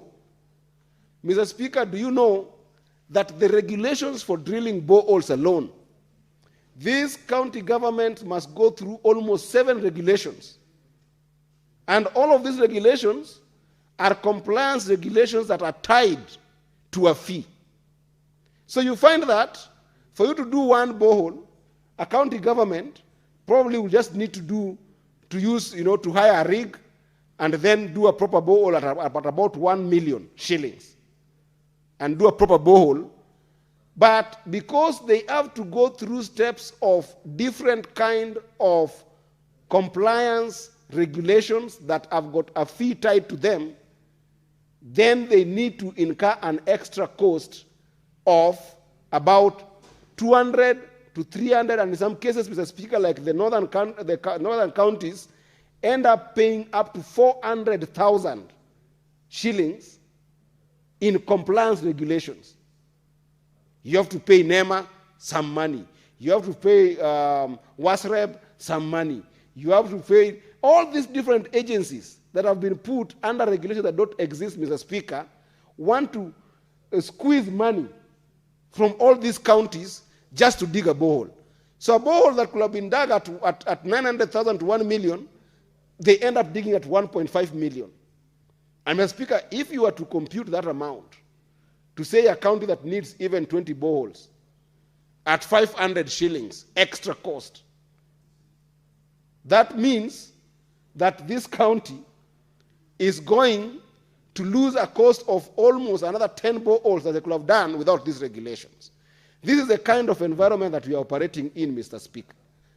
So if you leave this kind of bill to pass this House of the Senate, and Mr. Speaker, it goes that those kind of existing regulations that are going on to just go on in perpetuity without that review, Mr. Speaker, I think it will be a disservice to the intent that the Constitution wanted when it allowed us to create the Mother or the Parent Act, for which there has to be a review and going back to the people after every decade, Mr. Speaker.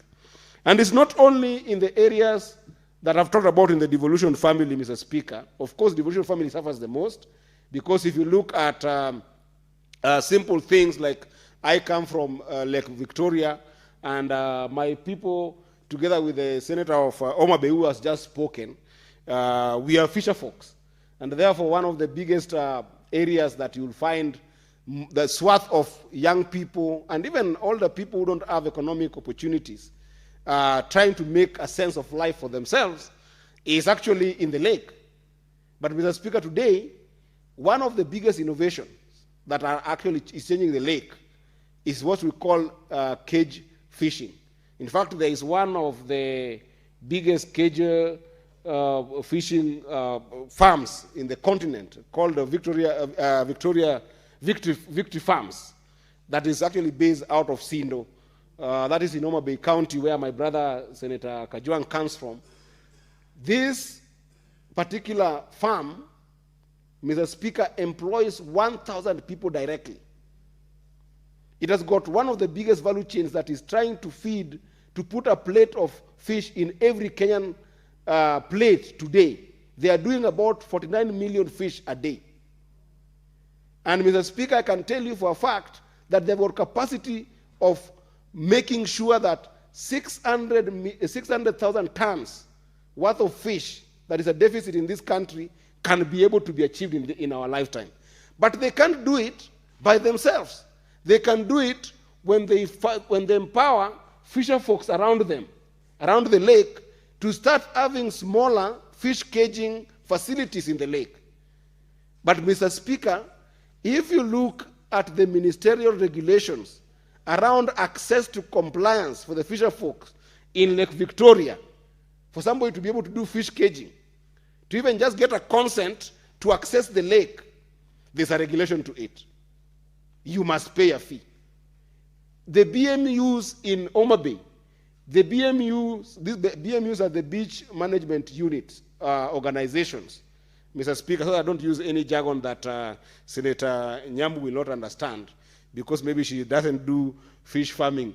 But Mr. Speaker, the BMUs are experiencing a lot of problems in terms of regulations that have been put there on a simple act of simply going to put a fish cage in their own water and start fish farming and be able to plug into the distribution chain that Victory Farm has done across the country with all their depots across the country. To give you a perspective, Mr. Speaker, a fish cage that can be able to carry about 10,000 fingerlings that then will grow to big fish can cost about 150,000 to put in place. A farmer can go out and get a loan anywhere to put this. But for them to pass the regulations that have been put together by different ministerial requirements, Mr. Speaker, they can actually depart with almost 50,000. So the cost of regulation is making these farmers not to possibly start a business that can be able to have. This is among these thousands of regulations that we have in this particular bill that wants to bypass some of this. And Mr. Speaker, I can go on and on. If you look at our Land Act, Mr. Speaker, the pre-digital land and survey regulations that we have today, Mr. Speaker, make it almost impervious, totally impossible for people to be able to embrace electronic transaction in land transactions in this country, Mr. Speaker.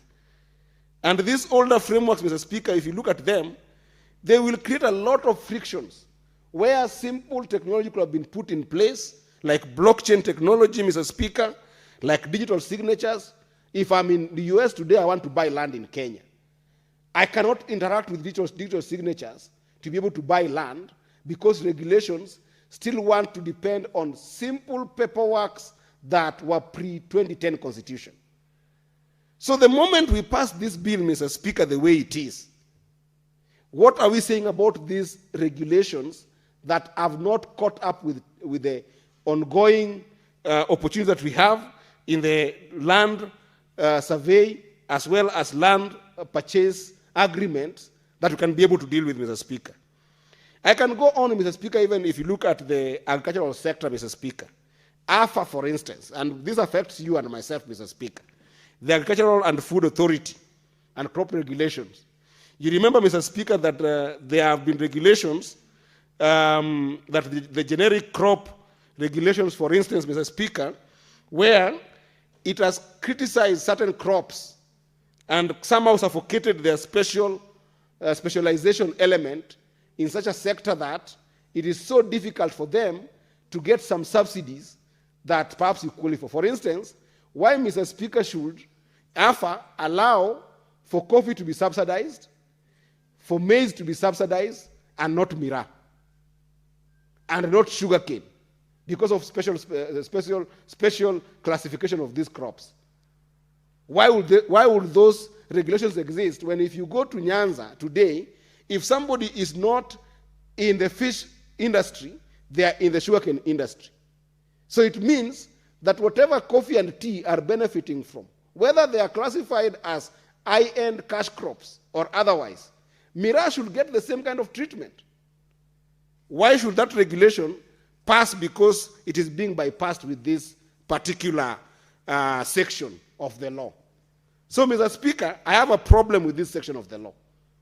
Let all the regulations that have been there, that have passed 10 years, be brought back to the delegated legislation committees of Parliament.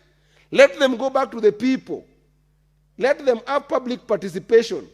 Let the delegated legislation committees of this House approve of them continuing to work. Because otherwise, the ministry is trying to have a serious back channel of just creating laws on its own. And Mr. Speaker, if you're not careful with this kind of laws, they will seriously affect different sectors. Right now, Mr. Speaker, do you know there's a regulation that requires that all the companies that are in national, in Nairobi Security Nairobi Security Exchange must be able to do something they call ESG, which is environmental and social and governance instrument under something they call IFGR, so that that compliance can be able to create a cost division in all these particular companies. The cost of implementation is not talked about. Its impact on service, for instance, banking, Mr. Speaker, where compliance is a big issue.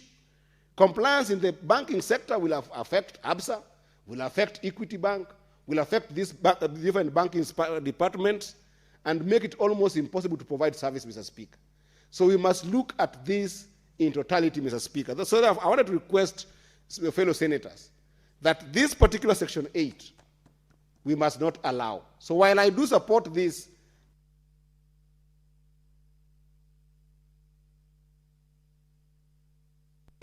give him 1 minute. Thank you, Mr. Speaker. Mr. Speaker, I'm saying that while I support this bill, in the other sectors that has been put, I wanted to do attention of this House and attention of all senators to this particular Section 8 that I think we should amend by deleting it in entirety for us to be able to pass this bill. Otherwise, we will leave ministries to going to start their own ways of making laws without allowing Parliament to go through a process of consulting the people who are supreme in the lawmaking. We must go back to public participation, and over these 1,000 regulations that we have seen in this country, Mr. Speaker, must be reviewed in the context of the law and allow the House of Parliament to do its work by making laws. Therefore, I support with amendments and specific amendment, Mr. Speaker, of deleting Section 8 in its entirety. I thank you, Mr. Speaker. Very well. Honorable Senators, having no other senator willing to contribute, I call upon the mover to reply.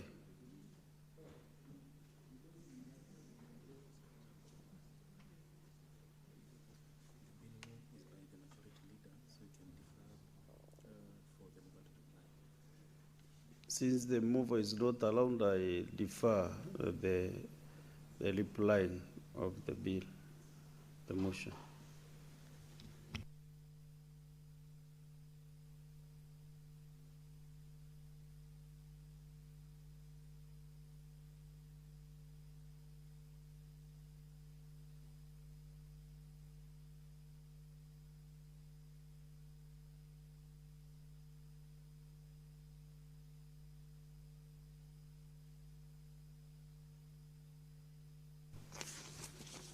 Honorable Senators, we reorganize the order paper from order number 10 to 21. These are divisions, so I defer all those divisions. Then we go to order number 22, Clerk. Order number 22, the Autism Management Bill, Senate Bills number 19 of 2025, second reading. Resumption of debate interrupted on Thursday, 14th May 2026.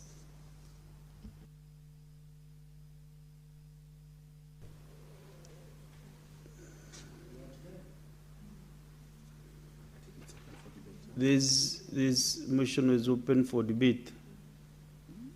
Order number 22, Senator Ososi.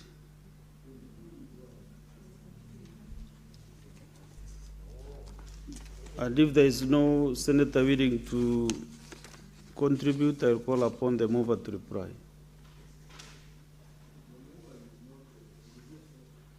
The mover is in the House.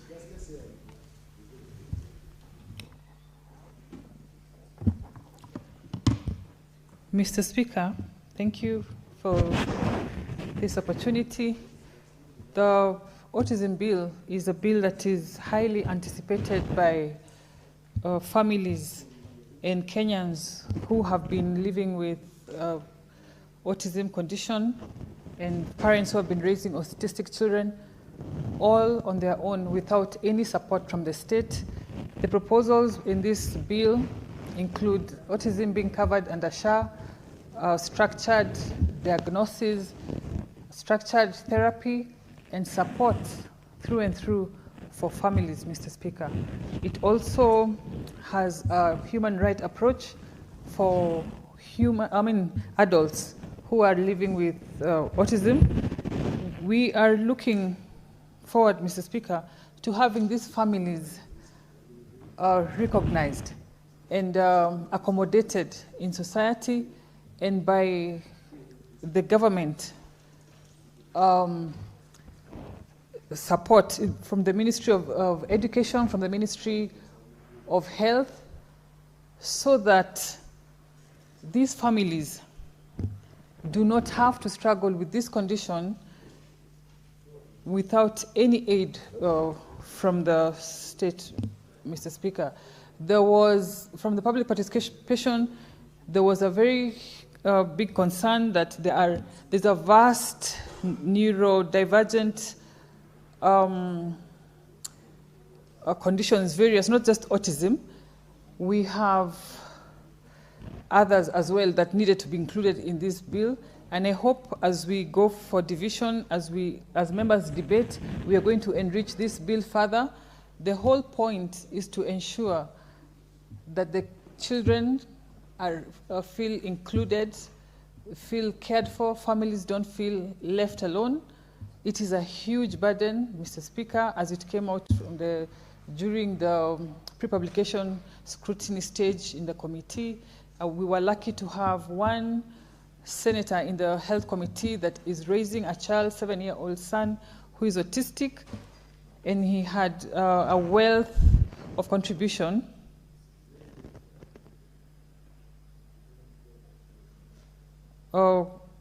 He had a wealth of contribution towards this bill and a lot of changes brought forward. And Madam Speaker, pursuant to Standing Order 66.3, having no requisite quorum, I request that we defer for putting of the question. Thank you, Madam Speaker. Thank you, Senator Karen Nyamo. The putting of the question is now deferred.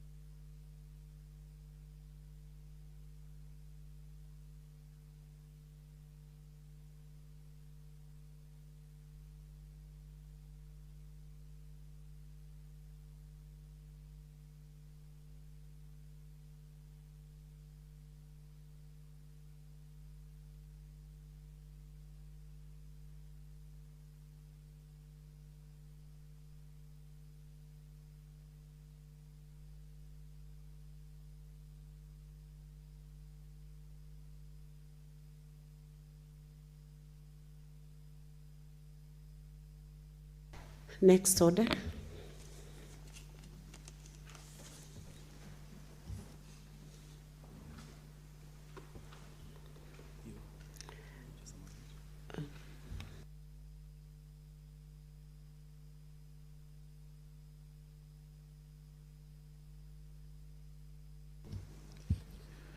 Order number 23, motion, consideration of the report of the Mediation Committee on the Food and Feed Safety Control Coordination Bill, National Assembly Bills number 21 of 2023. The mover of this motion is the Vice Chair Mediation Committee, who is not here.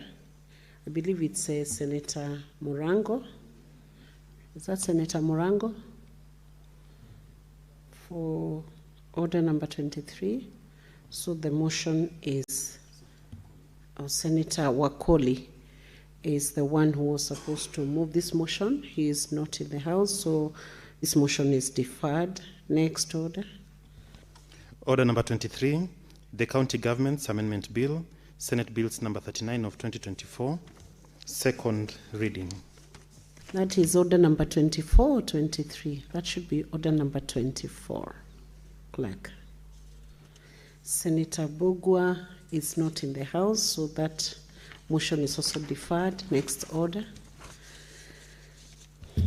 Order number 25, the Street Naming and Property Addressing System Bill, Senate Bills number 43 of 2024, second reading.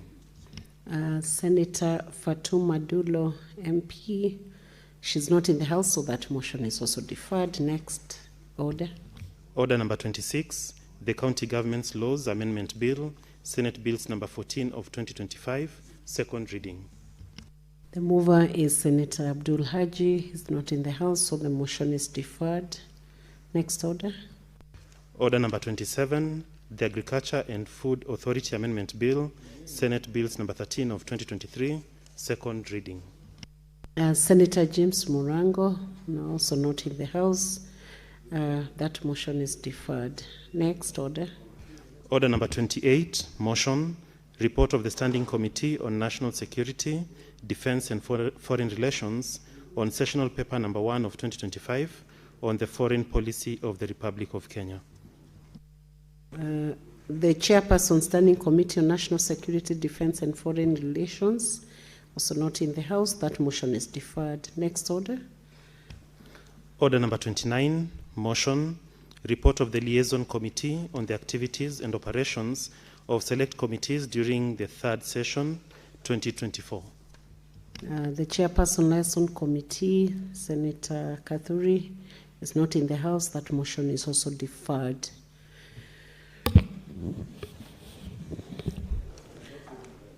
Honorable Senators, there being no other business on the order paper, the Senate stands adjourned until tomorrow, Thursday, 4th June 2026 at 2:30 p.m. Thank you.